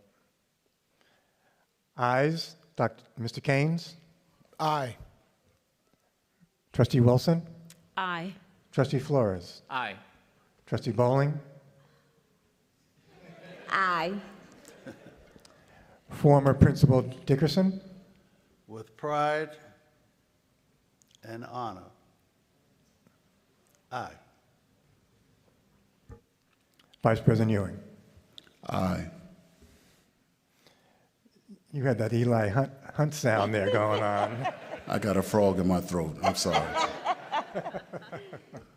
So, W, I had the chance to first meet you when you were my daughter's math teacher. And the only thing bad about seeing you go into administration and now become the principal is that I think you are as good a math teacher as you are an administrator. And I'm sorry that we can't have you doing all of those roles. I'm just, and you're not quite the basketball player that you used to be, but I'm very happily and with a great deal of pride and honor, I vote aye. Congratulations to you.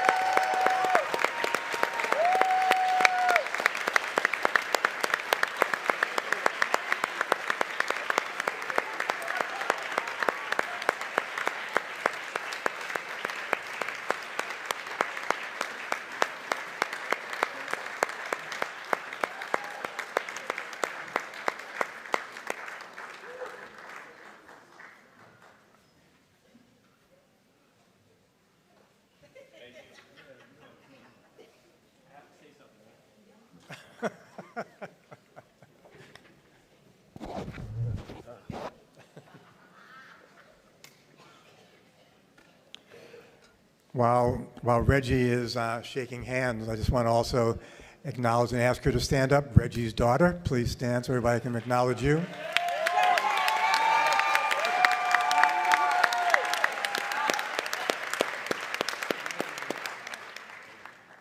A little shy, humble wave.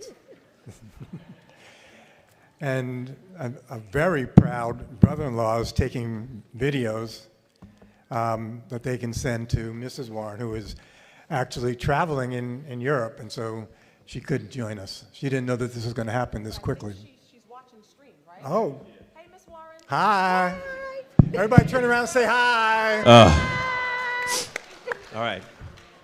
These are tears of whatever, but I'll be brief.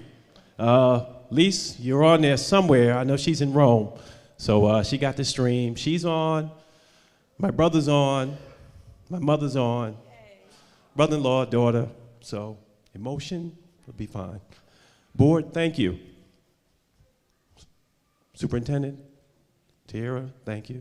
She twisted my arm, but I let her. Because, you know, central administration, everybody, I could go on naming everyone, the team at the high school, David. Dio Tuco, Manny, I don't know if you're here, you're streaming. He's the other principal. Bless, and you got David. So I'm a movie guy. So anybody like John Wick? John Wick says, I have served, I will be of service. 36 years doing this, I don't get to this point where I say, you know what, I give a lot of good advice and don't take it. I had to eat it this time, I had to take it. I tell everybody else the same thing, and now I had to do it for myself. So it's exciting. It's humbling. I'm not a spotlight guy. I just work. So for everybody who's been principal, the mission has been the same. I know who I work for. You know who I work for? I work for this community. I work for these kids.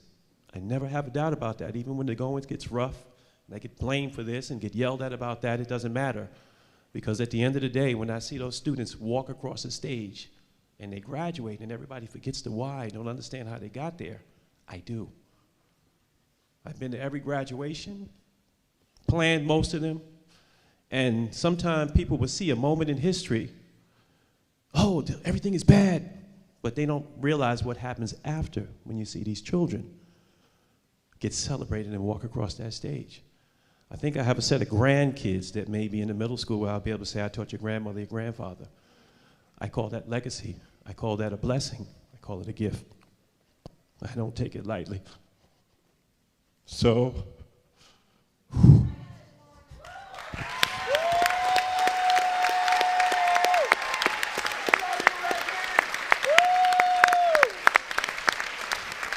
it will be interesting to see how this principalship goes through me, because I'm not the one who asked to be assistant principal. That's a story. This, another movie reference. Who likes Avengers Endgame? Do you remember Doctor Strange, what he did to Tony Stark? He said, this is that moment. This is the only way it could have happened. And I'm excited. These are tears of joy, elation. Journey's here with me. Hey, Journeys. Yeah, you're going to cry with me, too. So I don't know what else to say, but again, if you'll have me as your principal, I will do everything in my power to be a lightning rod for your success, for this community's success, and the success of the students. I will work hard. I already do it, so I guess I got to work a few more hours, right, and stay. But I will tell you one thing, I live closer than David. That man there, David Zimbler, take away all your excuses. He lives in Jersey, 2 bridges. We tease him about the country. If anyone ever doubted his resolve, don't. Anyone who came late, whatever, I say, I don't want to hear it. That man there, I live in Freeport, and I still can't beat him sometimes. 5 days out of the week. I beat you 2 or 3 days. These are the stories of how we enjoy what we love to do. And I know it's not about me tonight, but I just want to thank everybody. And the same thing I told you, when you hired me. What did I tell you?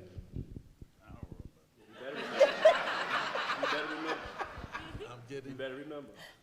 I don't remember, sir. I told you I would never. Oh, let me down. You do the job. Yeah, you'll always be here, and you have. And he spoke Spanish. Yeah, you spoke fluent math and fluent Spanish. That's right.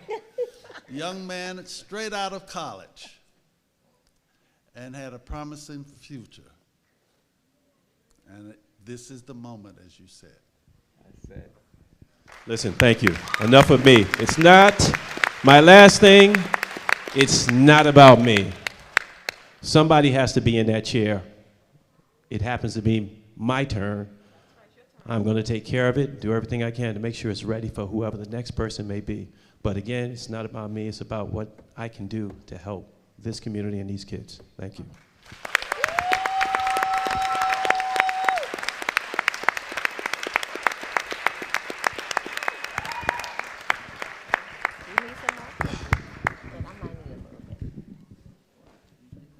Get you to here. Just a little bit. Just a little bit. And one last thing.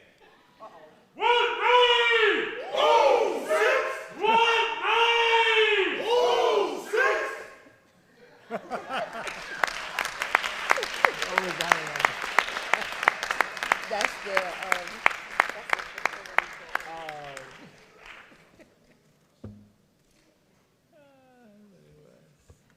All right, Mr. Warren, you up next. It's your time. It's your time. And just know that we got your back. You're going to be successful. No doubt about it. Tonight, we have another administrative appointment. As you all know, Doric Capsis and Tracy Province have retired. Upon learning about these retirements, we went through the interview process as well. And through this process, there was one candidate who truly stood out for us. He stood out because there's an energy that he brought to the room. I met Mr. Jonathan Gill in my office, and there was something about him that I said, this is exactly what Westbury needs to move its athletic department to its next level of excellence. Mr. Jonathan Gill has been an athlete all of his life. His discipline from a childhood is embedded in everything he does, just by the way he walks, the way he responds to text messages, the way he shakes your hand, the way he looks you in the eyes. He has training from a Division I school where I believe he played quarterback at Akron University. Am I correct, sir? He is a sitting athletic director. He and I share many philosophies when it comes to empowering our young people. On his spare time, he mentors young men. When I asked him, and he is a sitting athletic director, why would you leave your school district? And he said, the only place I would go is Westbury. And I said, well, why? He said, Westbury reminds me of my childhood. The students, the energy, this is the only place I would leave my current district for. He talked about what he does in his former district, soon to be former district, hopefully, in terms of engaging parents in athletics very early on with the elementary parents and introducing them to what athletics are all about. He is the current, let me make sure I get his acumen right. He was the head coach of LIU Post, head football coach in 2021 from 2004 through 2020. Is that accurate? Something like that. He said close enough, right? One of the coolest guys I've met.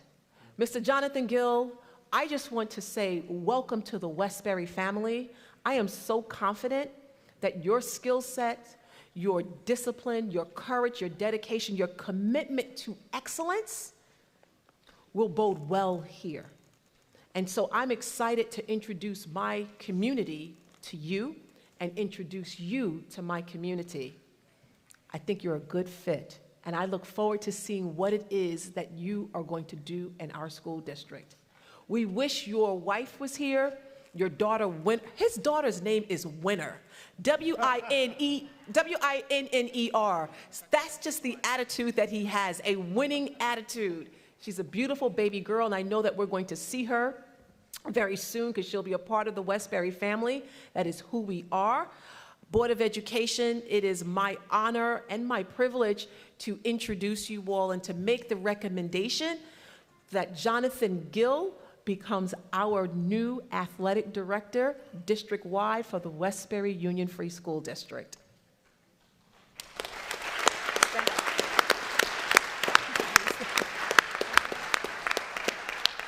Do you want him to say something? Oh, he does. You don't have to say nothing.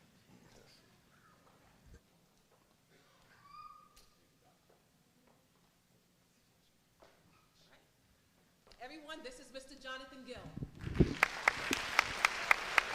Thank you all. Good evening. Before I do the traditional prepared statement, I'd just like to talk a couple minutes about some observational notes I've been taking. First, congratulations to all the retirees. Congratulations to all the staff members receiving tenure. Looking forward to working with you and some of the retirees. I know you'll still be around. Please introduce yourself. I'd like to learn from you as well. Next, I think I want to just start, I want to thank you personally for your service. I know we did it collectively, but, a lot of times in society, we revere professional athletes. I think people that do what you do and to be in the same room with you is very humbling. So I'm really grateful to meet you unofficially. And ironically, when I came in around 6:30, because I try to be very early, I see your son sitting up here. Don't know who he was. His disposition, his demeanor, his poise says a lot about the way you and your wife raised him, to be honest with you. And son, I hope to see you around, but you got some great things ahead of you. And just, you have to understand, people will make judgments not by what you say, but by what you do. And the way you sat there, the whole being attentive, ready for this meeting, especially being a senior, speaks a lot for your future. Let's start with a prepared statement here.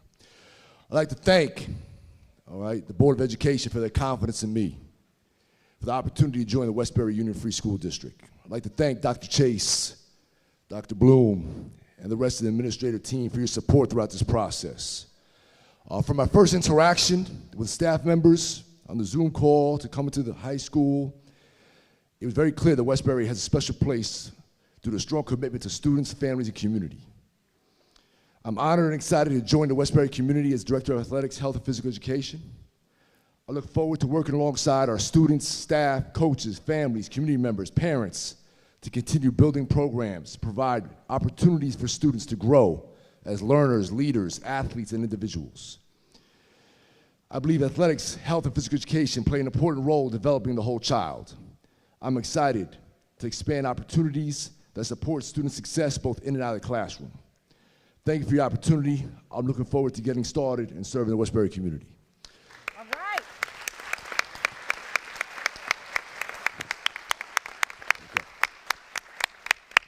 All right, so that's enough of the prepared statement. So one thing that's pretty evident here is the special connection that's involved with a lot that's going on here. The connection here is very magnetic, very powerful, and the only way you get that connection is through trust. So obviously, what Mr. Warren has done in his 37 years being here and the relationships he's built, you can just feel it's very inspiring to be a part of, and that's developed through trust. And I believe trust is gained in drops, and I hope to gain all of your trust. And I really appreciate Dr. Chase talking about my childhood, because my childhood is everything to me. And the number one lesson I learned from my father is don't ever break your word, period. Your word is your bond. And the one thing I can promise you is that I will be accessible.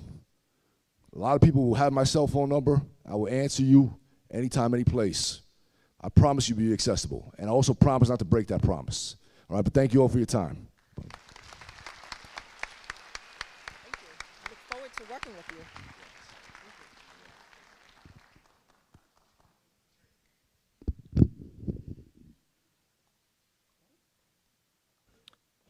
Okay, Board of Education.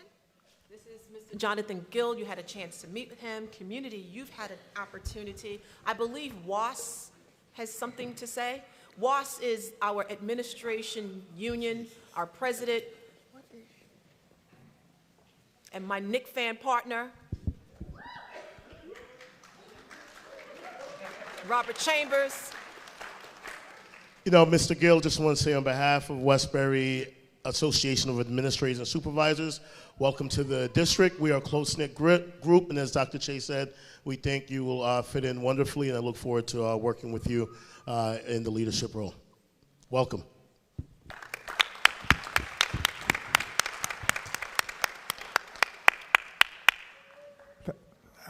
Thank you, Mr. Chambers. A few minutes ago, I said that we were going to be handling the agenda in the following order: 6V, 6U, and 6A. We actually did that out of order, so we did 6U first. I don't want there to be any confusion for people who are historians 100 years from now looking back on tonight's agenda, getting confused by how we actually voted. So we already voted on 6U for Mr. Warren. I'm now going to ask for a motion to appoint Mr. John Gill as the next Director of Athletics for the Westbury Union Free School District. Do I have a motion? So moved. Been moved by Vice President Ewing. Do we have a second? Second. Seconded by Trustee Flores. Ayes. Trustee Keynes? Aye. Trustee Wilson? Aye. Trustee Flores? Aye. Trustee Westbury Lovers Real Love? Aye. Trustee Dr. Dickerson? Aye. Vice President Ewing? Aye. And I, Robert Troiano, vote aye. Motion carries unanimously. Congratulations and welcome.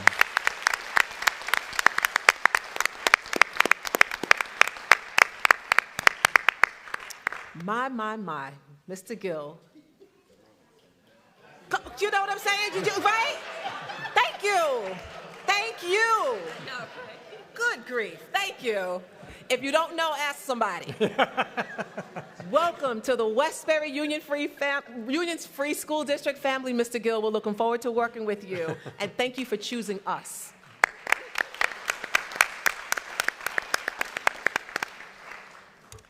Anybody ready for 6A?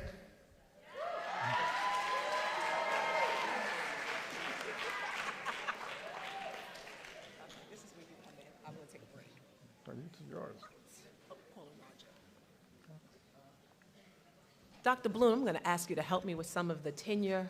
Y'all ready for the tenure?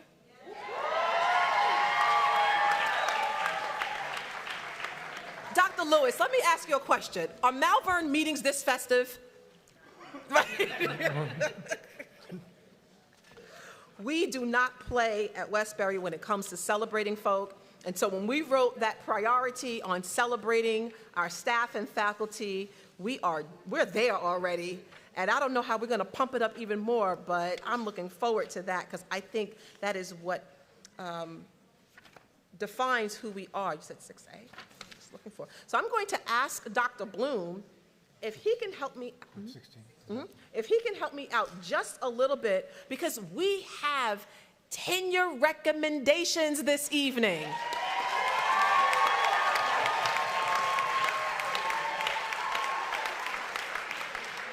We have individuals who have worked tirelessly in our school district to have earned tenure.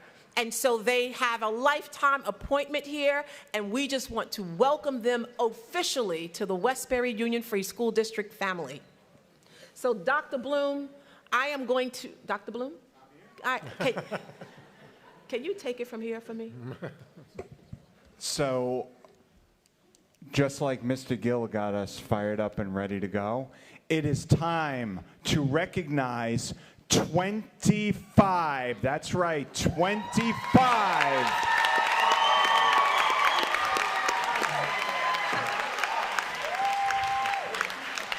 I don't know if I was really clear about that. 25 of our best and brightest teachers that are being recommended tonight to receive tenure. Who's excited for this?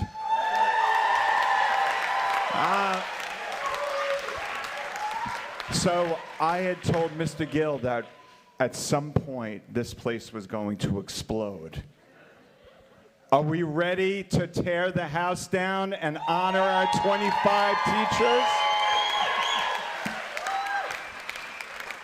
It gives me great pleasure because for all 25, I was involved in the hiring process. So for me, it is just such great joy that I get to announce their names and then we get to cheer. So from our Dryden Street School,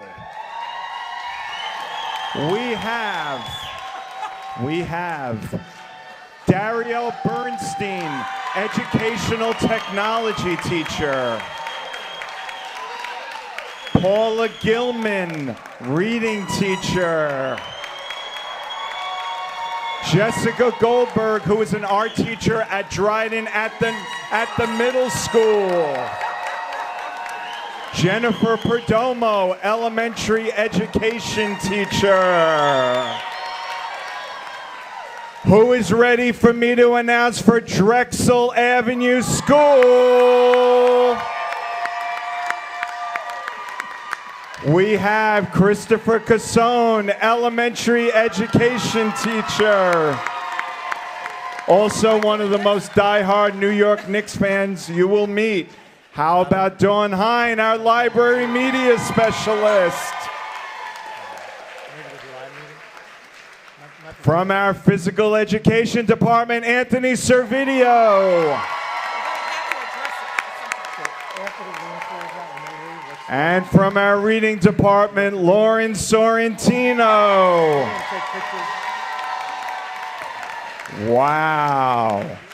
From our Park Avenue School. Oh, I don't know about that. I might have to call that again. How about Park Avenue School? One of our social workers, Edna Mejia.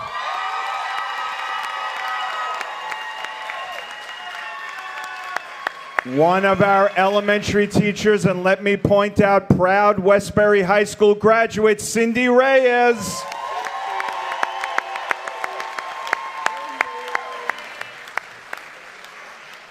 How about Powell's Lane School? From our physical education department, Giuseppe Alviano.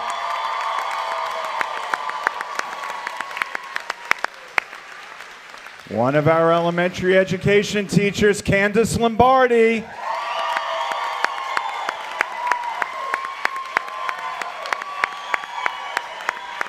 And one of our reading teachers and proud Westbury High School graduate, Jessica Steen.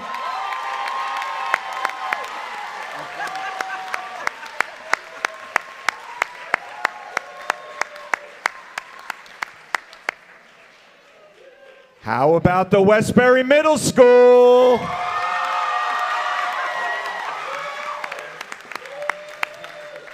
One of our speech teachers, Stephanie Alverio.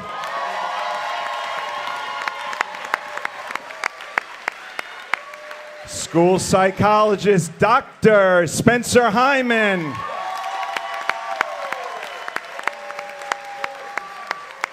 One of our ENL teachers, and both she and her husband are Westbury High School graduates, Jessica Maltez.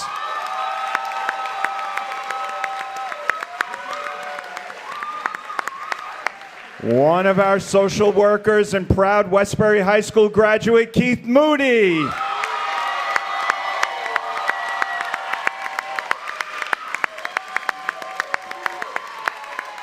One of our special education teachers, Jillian Simmons.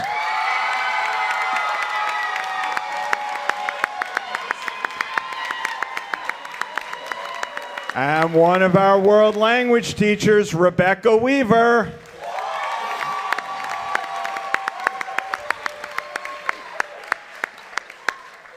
And how about Westbury High School? One of our science teachers, Brandon Buckbinder.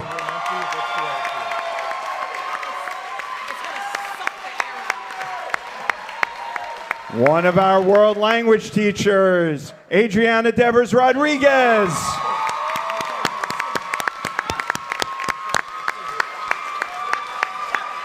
One of our social studies teachers, Shayna Fernandez.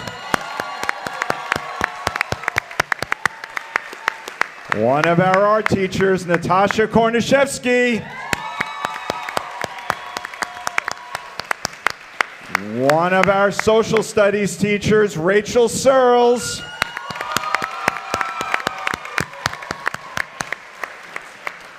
And from district-wide, one of our educational technology teachers, Joanne Donovan.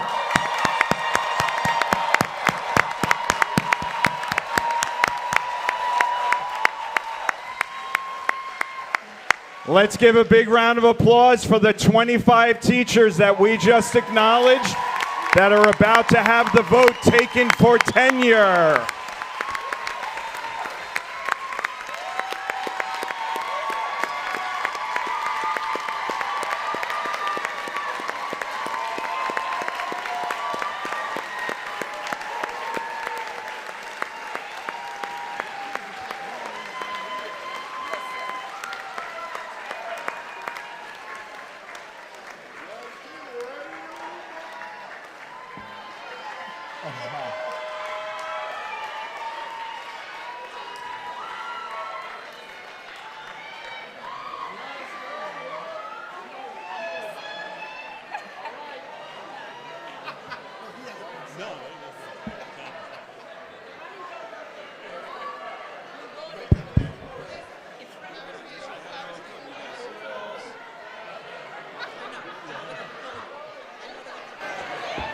We have not voted yet.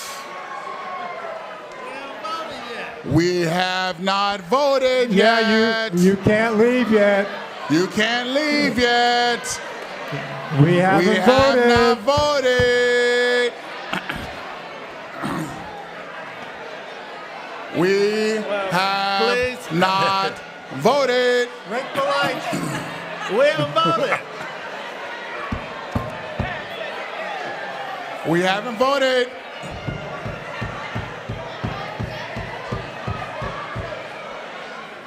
Order in the court. I turned it over. We have not voted. We have not voted yet.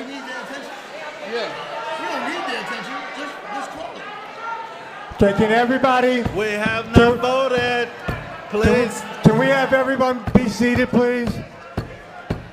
Eli, The vote I need has you, not man. gone through.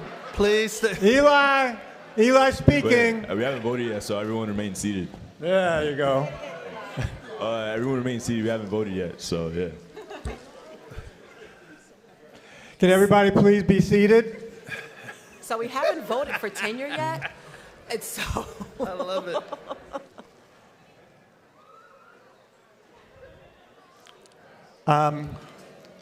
Can I have the principals please sit down?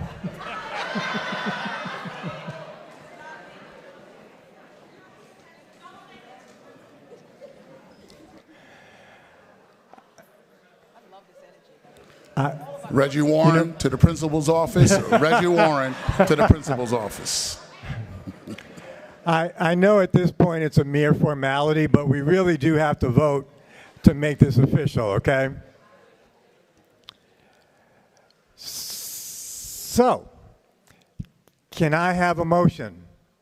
So moved. Second. All right, we had a motion to approve all 25 candidates as the newest tenure recipients of the Westbury School District. Do we have a second of that motion? Yes, second. Oh, seconded by Trustee Wilson. Bowling. By Trustee Bowling, okay. Ayes. Trustee Keynes. Aye. Trustee Wilson. I am voting in the affirmative for everyone in this resolution that's coming up for tenure. Most, maybe not everyone knows, but except for one individual. which is my brother Keith Moody, I have abstained from voting every resolution since Keith has been in the district. And I pray that my board members will vote in the affirmative. And I would just like to state that Keith is a green dragon. He loves this district. He loves this community. He has given his heart to the scholars in this district, and he will continue to do so. I am so incredibly proud of him.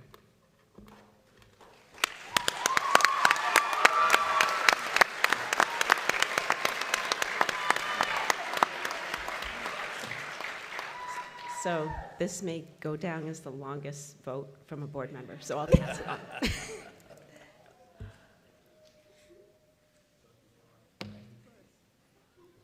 Thank you, Trustee Wilson. Trustee Flores. Aye for the 25.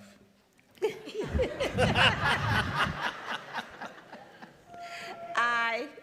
Thank you, Trustee Bowling. Trustee Dr. Dickerson. I vote in the affirmative, but I would like to send out a special shout out to my former teacher of art. Her daughter received tenure here at the high school. Lisa Fernandez, please raise your hand. We're coming full circle, Lisa. Yes, aye. Vice President Ewing. Aye.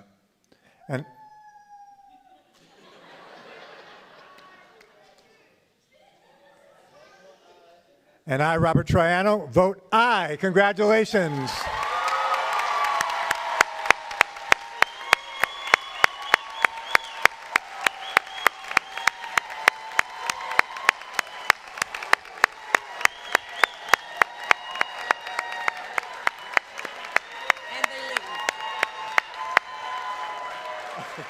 And they all leave. Yeah, they all grabbing the pictures. Good luck with trying to get those pictures. Yeah.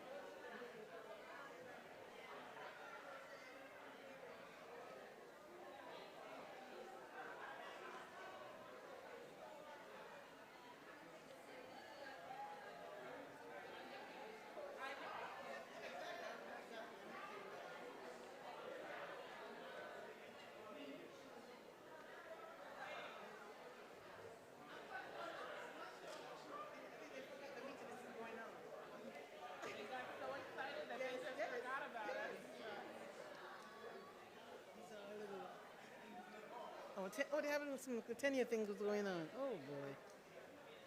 Teachers. Yeah. Listen, AI does everything.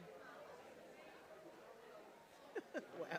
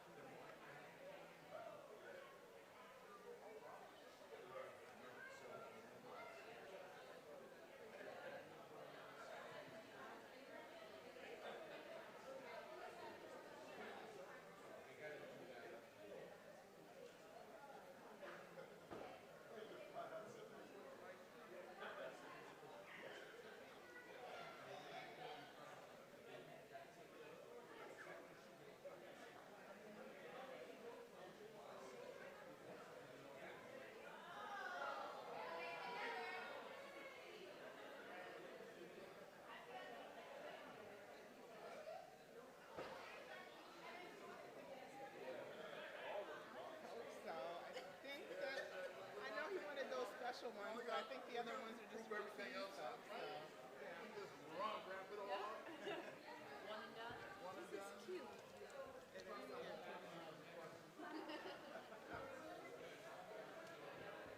This is so cute.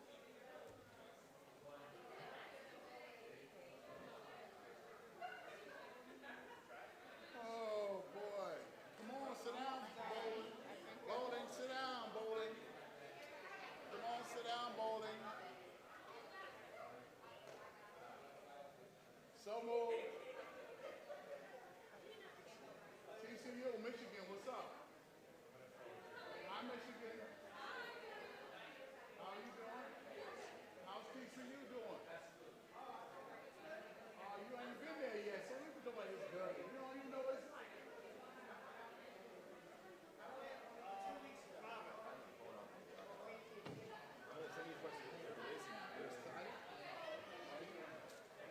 Sit down.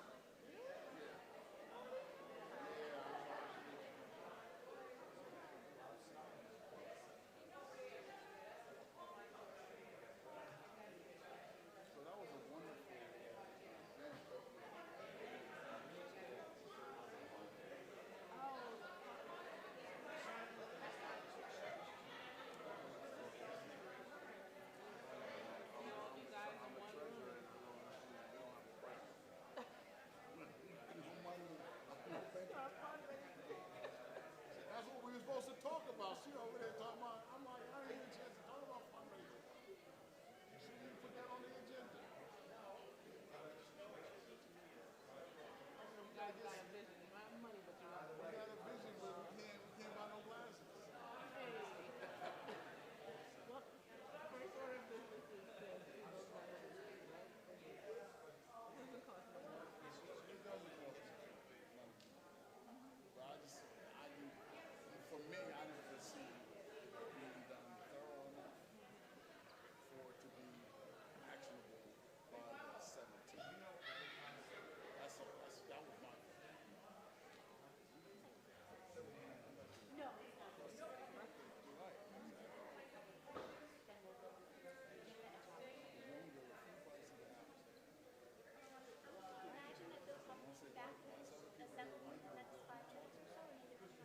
And they start putting things in motion, and they got money.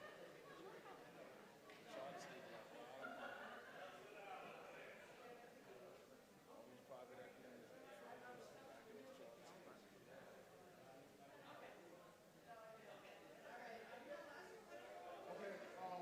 can we have a meeting? Can we have a meeting? Where did Robert go?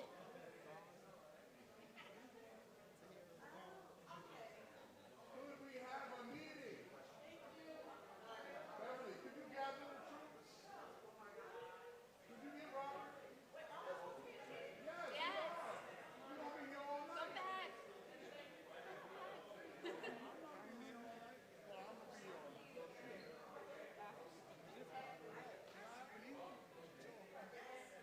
Are we supposed to have some food?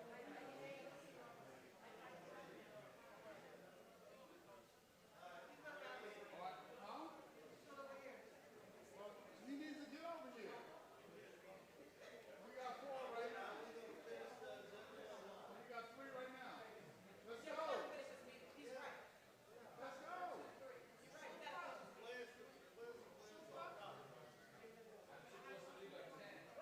Where's Robert? Robert is walking around. Robert needs to come on. He's the one that caused all this ruckus.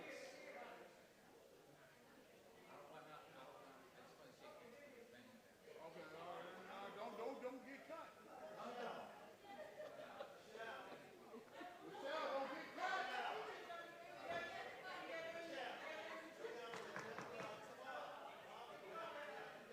No, we gotta go. Come on, let's go. Let's go.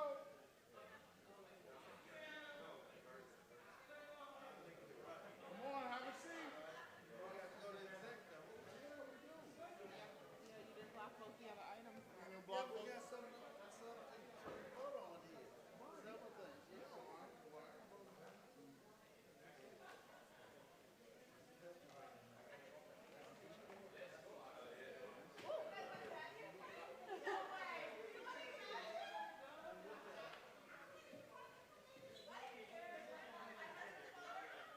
Come on, let's go.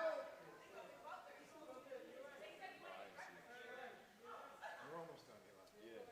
Have a seat, y'all. We got business to take care of. We got business.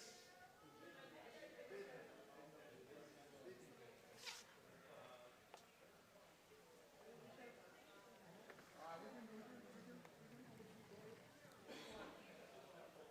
go. Right now, come on, let's go. Open it up for the community. What do you want to do?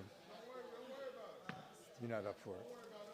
Yeah, we can. We can. Needs to be over and done with on the record. It's up to you. I mean,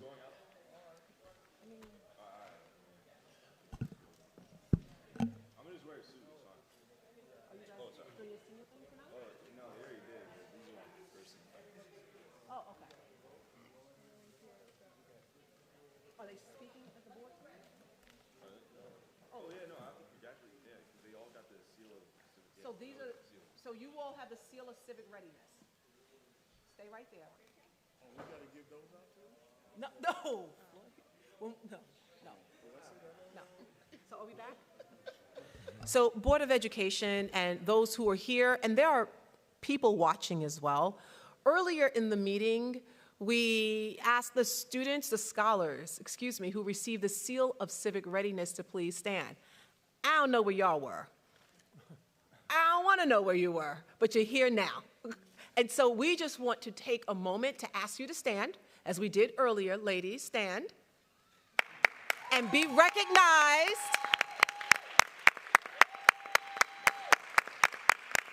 for earning the Seal of Civic Readiness designation. I'm looking forward to you using this Seal of Civic Readiness as a springboard for your civic duty upon, are you all 18 yet? Okay, but you will be. And so there are expectations of you with this designation. You see, the world needs leaders, and they need civic-minded leaders. We have way too many followers, and so the expectation is all that you've learned, you will attribute that to becoming the leaders that we need. And so congratulations on a job well done.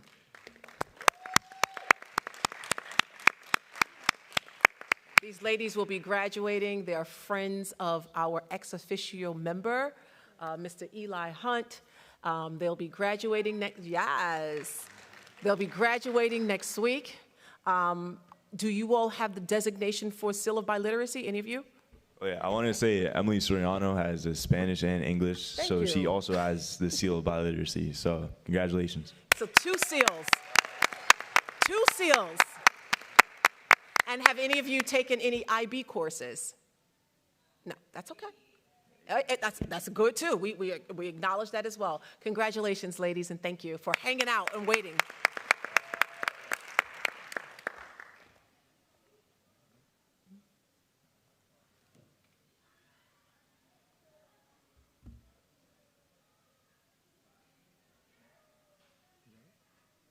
Oh, you want me to do that? Okay.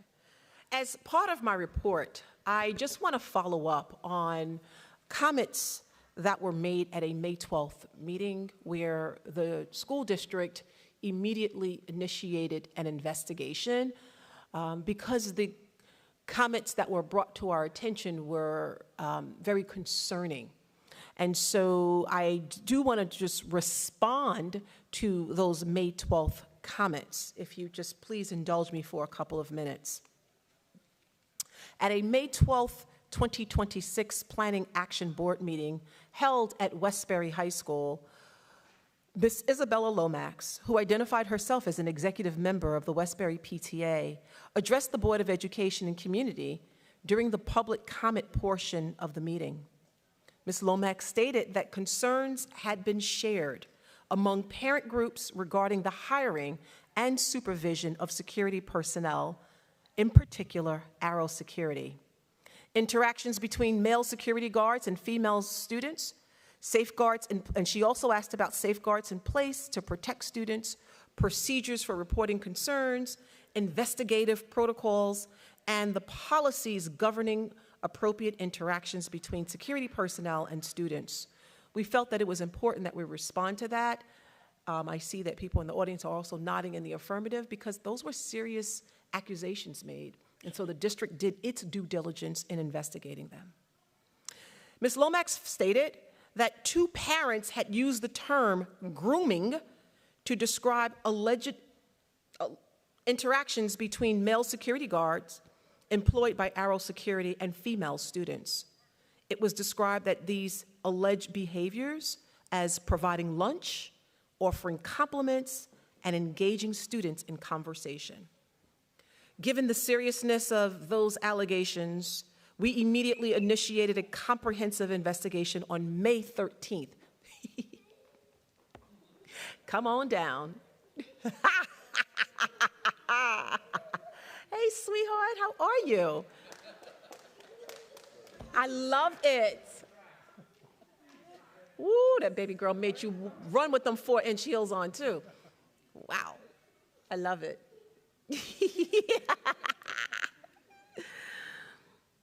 So we immediately, Ms. Lomax investigated the very next day on the 13th.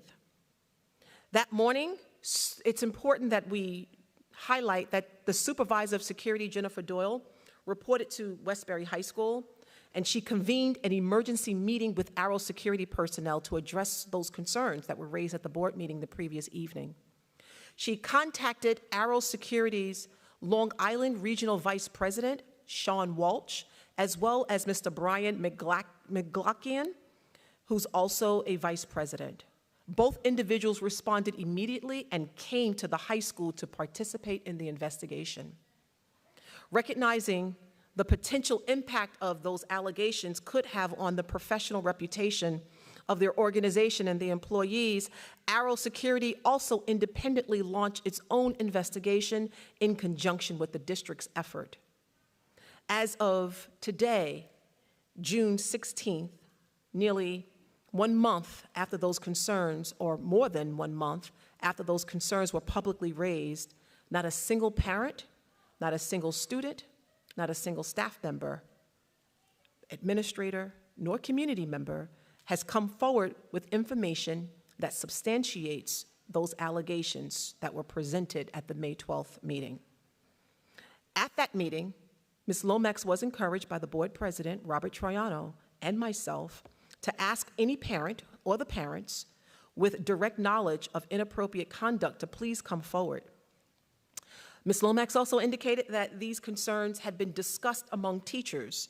As part of our investigation, staff members were likewise encouraged to report any firsthand knowledge or concerns because they are not only responsible for reporting such, they are mandated reporters of the state.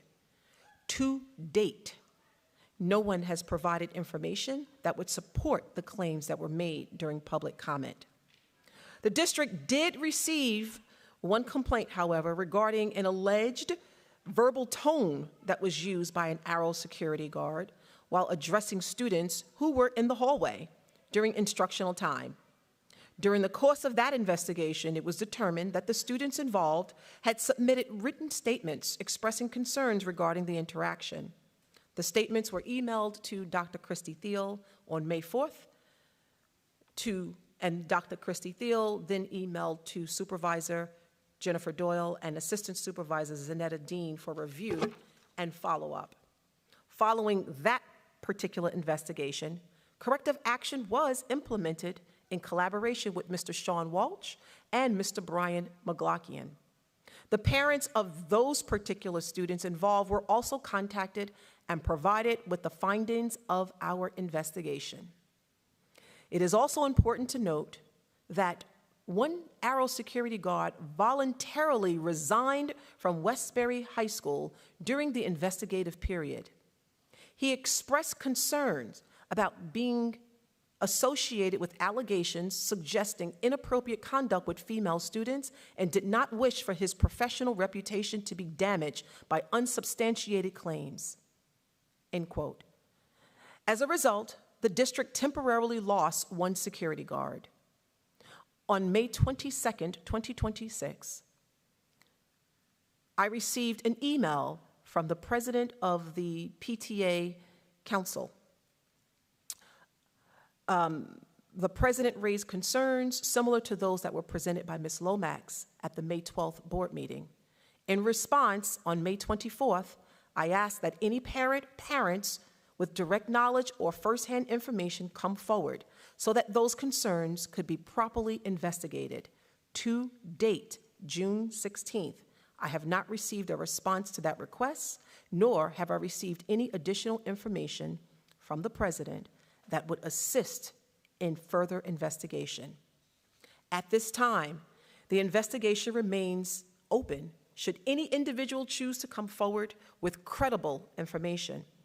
However, as of June 16th, 2026, no evidence has been presented that substantiates the allegations raised by Ms. Lomax during the May 12th board meeting. And while the allegations have not been substantiated, the district remains committed to continuous improvement and maintaining the highest standards of professionalism and student safety.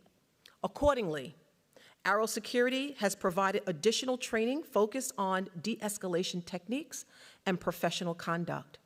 Similar professionalism training has also been provided to district employed security personnel. The safety, well-being, and protection of our scholars remain our highest priority. The district will continue to thoroughly investigate any concerns brought to our attention and to take appropriate action whenever warranted. Thank you. Thank you. Thank you, Dr. Chase. We'll now open up the mic to anybody who'd like to make a comment about tonight's agenda or anything impacting the school district.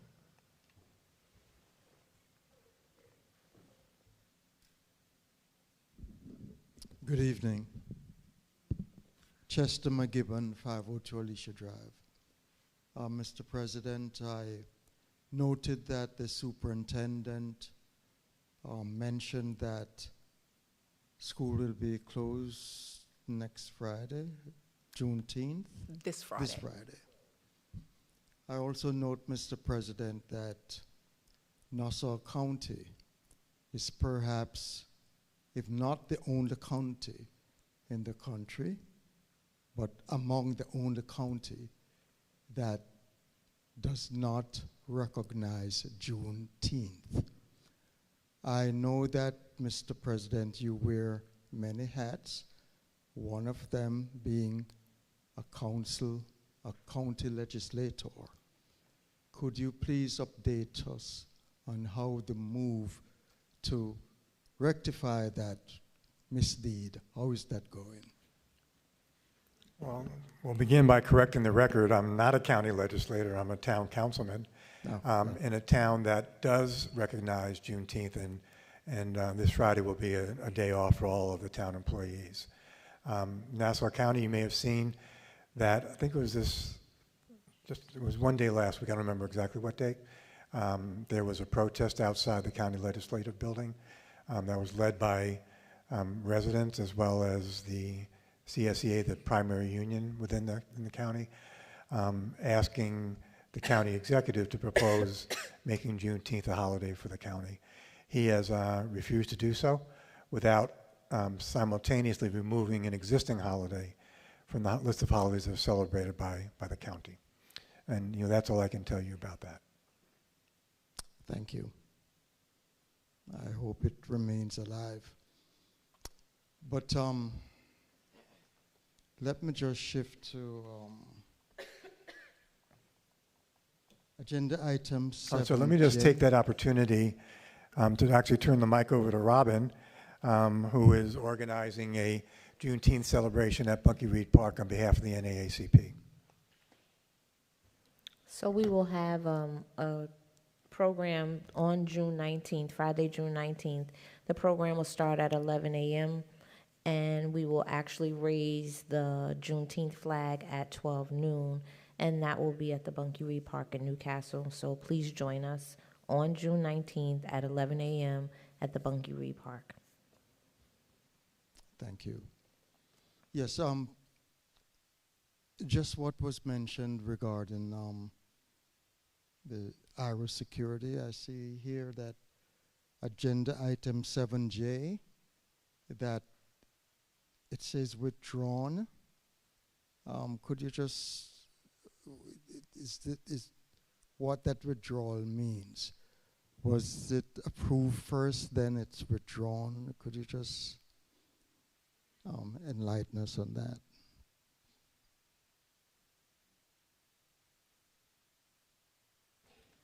It just means that it was on the agenda for the planning meeting and is now being taken off. So, but it still stands? I'm sorry? No withdrawal in terms of? It may reappear next meeting, but it's not ready to be voted on now. Oh, okay, thank you. So when the planning agenda was created, the thought was that we could vote on these items at the action meeting, but they're not quite ready yet. Okay, so thank you. The superintendent has to withdraw them. Thank you. Are there any other questions or comments?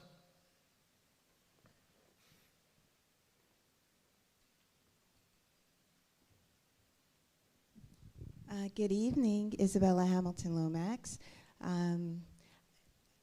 Just wanted to thank you for taking the time to do the investigation. I appreciate it. I did encourage the parents to come forward. They may at some point. But I would like to thank you. I did have a really productive conversation with Ms. Doyle. So I do know that if there are future concerns that do come up, I will touch base with her first. But thank you for, I advised that I had a really productive conversation with Jennifer Doyle, the head of security, so if there are additional concerns that come my way, I will bring them to her first. I did have a question about summer enrichment. I noticed that I didn't see anything on the website for summer enrichment, as you've previously done in prior years. And when I was looking back through the other agendas, I didn't see it either.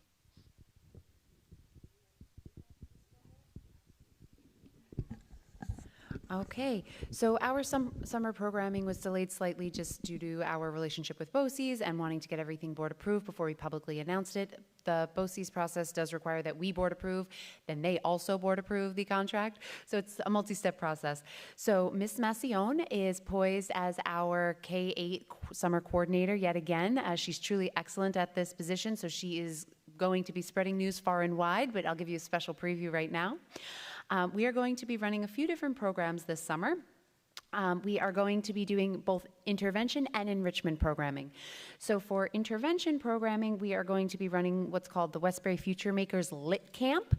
This is for scholars currently in kindergarten, first and second grade. It's going to be invitation only for those students who would benefit from a summer enrichment in intervention in literacy.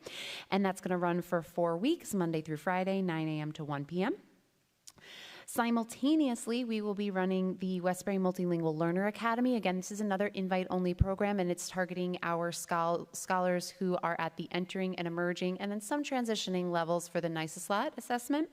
And the program is going to run again Monday through Friday for the month of July, 9 to 1 p.m. And this is actually going to serve scholars currently in grades K through 8. Simultaneously, we are running our Westbury Future Makers Summer Academy for students with disabilities. This is the extended school year program for students with IEPs who get a six-week program over the summer. That'll run simultaneously. That's another invite only. And then for enrichment, we are going to have a few options as well. So we are offering a Summer Academy for STEAM. This will be for scholars currently in 2nd through 8th grade. It will be a 4-week program, so it's longer than last year's program. And it's going to run 5 days a week this year rather than 4 like we did last year. It'll be 9 a.m. to 1 p.m., and that will be for the month of July, as well as following that, which we tried to stagger it so that our scholars who were both in the invitation programs for intervention as well as the enrichment programs could all participate in this next one. In early August, we will be running the Westbury Active Zone, which has been very well received by our community, and that is going to be a 2-week program, Monday through Friday, 9 to 1, and that will again be for all scholars in kindergarten through current 8th grade. First come, first serve. Thank you.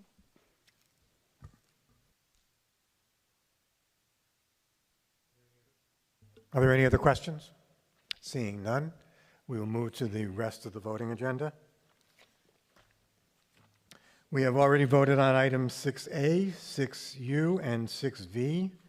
I'm now going to ask for a block vote of all the other items that have not been voted on at this point, with the exception of 13F, which is being withdrawn this evening.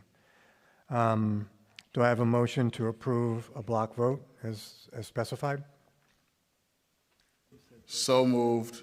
Been moved by Vice President Ewing. Do we have a second? Second. Seconded, I believe, by Trustee Wilson. Yes. Okay, thank you. Been moved and seconded. Ayes. Trustee Keynes. Aye. Trustee Wilson. Aye. Trustee Flores. Aye. Trustee Bowling. Aye. Trustee Dickerson. Vice President Ewing. Aye. And I, Robert Troiano, vote aye. Motion carries. May I now have a motion to approve all of the items approved for a block vote? So moved. Been moved by, I believe, by Trustee Wilson and seconded by Trustee Bowling. Yes. Ayes. Trustee Keynes. Aye. Trustee Wilson? Aye. Trustee Flores? Aye. Trustee Bowling? Aye. Trustee Dickerson? Aye. Vice President Ewing? Aye. And I, Robert Triano, vote aye. Motion carries unanimously. Can I now have a vote to go in executive session to discuss items of both personnel and negotiations? We will be in executive session no later than 11 o'clock. And when we come out of executive session, there'll be no other votes other than to come out of executive session and to adjourn for the evening. Do I have a motion to go in executive session? So moved. Been moved by Dr. Dickerson. Do we have a second? Second. Seconded by Trustee Keynes. Ayes, Trustee Keynes? Aye. Trustee Wilson? Aye. Trustee Flores? Aye. Trustee Bowling? Trustee Dickerson? Vice President Ewing? And I, Robert Triano, vote aye. Motion carries. Thank you. See everybody in the library.